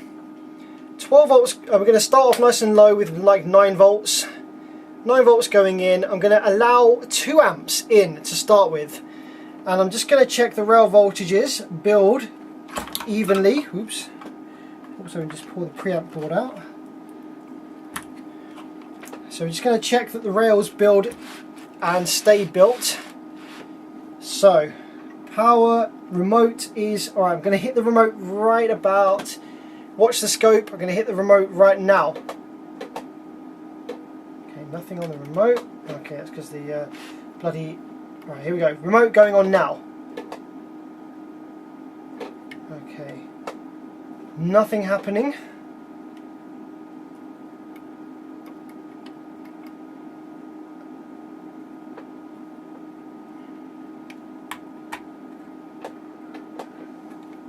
I think the voltage is too low. Let's go up to 10.4.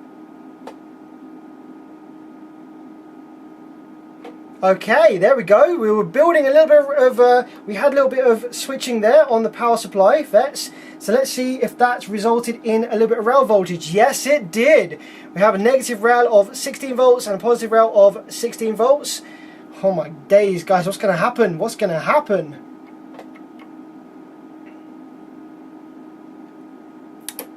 Okay, a little bit more switching there. The relay did click in for a second. We have rails of plus minus 37 volts.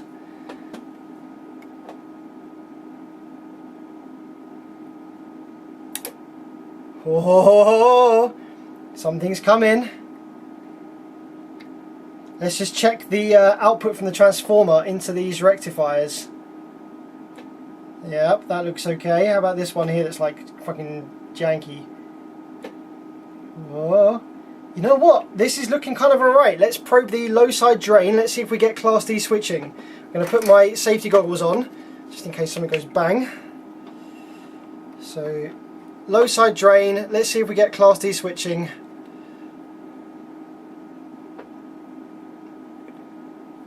No way! We do! Class D switching! Okay, we've got some funny sounds going on. Well, gents, would you look at that? 1.7, 1.8 amps of idle current draw, Class D switching is stable. I think that means it's time to hook up a speaker to the speaker terminals right now and see if this plays any bass.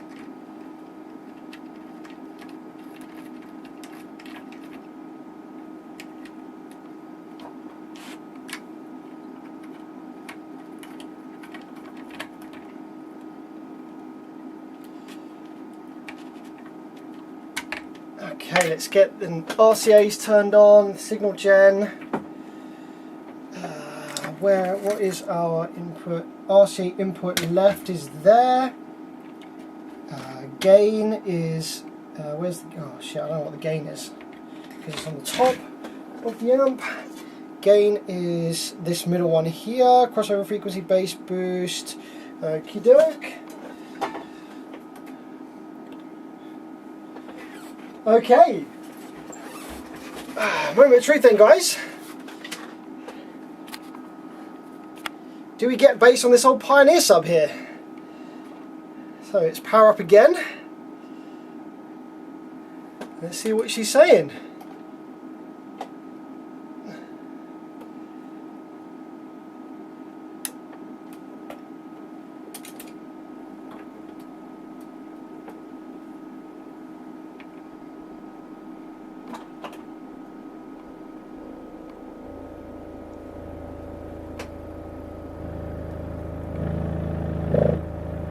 Well, would you look at that?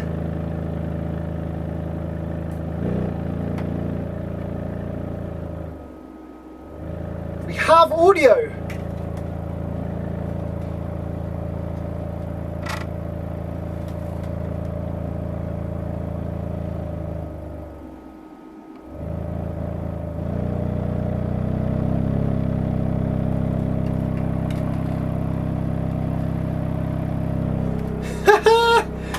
Yeah, boy! Amazing. That is freaking jokes.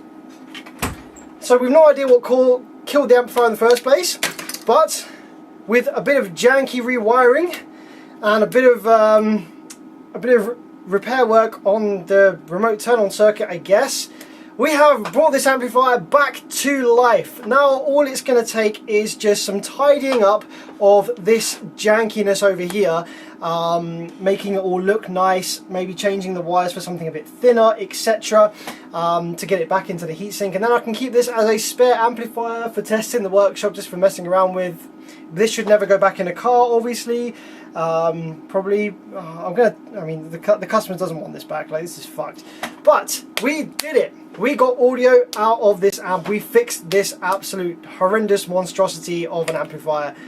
Guys, I hope you enjoyed. That was really fun. It wasn't too much work. We do need to do some other things, like, you know, need to put the snubber back in place. There's a couple of film caps there that need putting back in place. But yeah, she's good. She works, and that's crazy.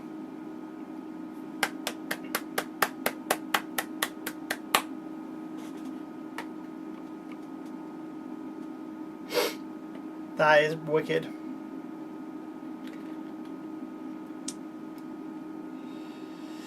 Guys, stick around for a sec, because although that's the end of the stream, you guys can help me out by just sticking around for 1 second if you can, because we're gonna do it again. Man needs to make his bread. How do you feel? Oh, fucking hell, 141 viewers. Guys, do you mind if I press the insert ad button? Will that piss you off? Because I feel like, I mean, I'm not gonna make any money on this repair. This repair was just for you guys, just for fun.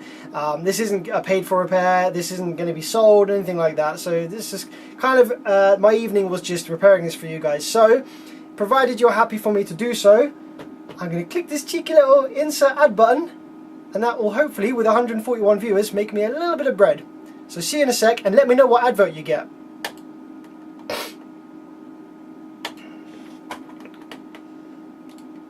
And if you use AdBlock, then obviously you didn't get an advert. So hello everyone with AdBlock, how's it going? I'm a fellow AdBlock user myself as well. But guys, that was wicked, had good fun. I'm gonna probably do a little YouTube short or something on this once it's back in the heatsink and playing. I'm gonna show you it working nicely.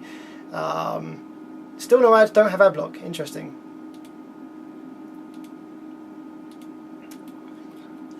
So yeah, hope you enjoyed this repair, guys, and hope you enjoy the rest of your weekend.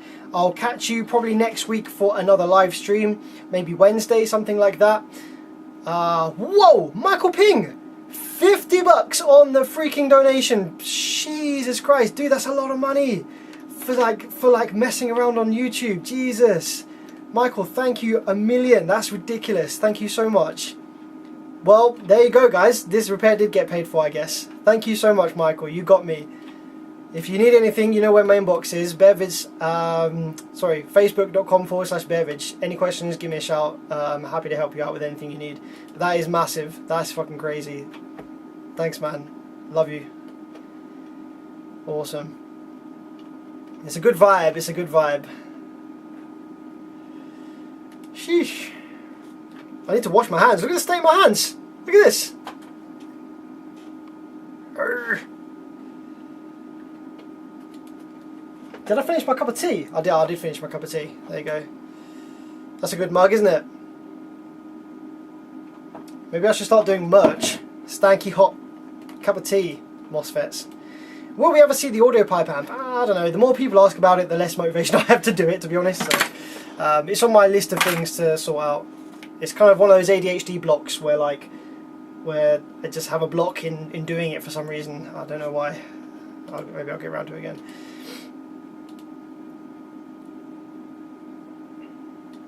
But yeah, have a great evening, guys. Have a great rest of the weekend, and I'll see you next week.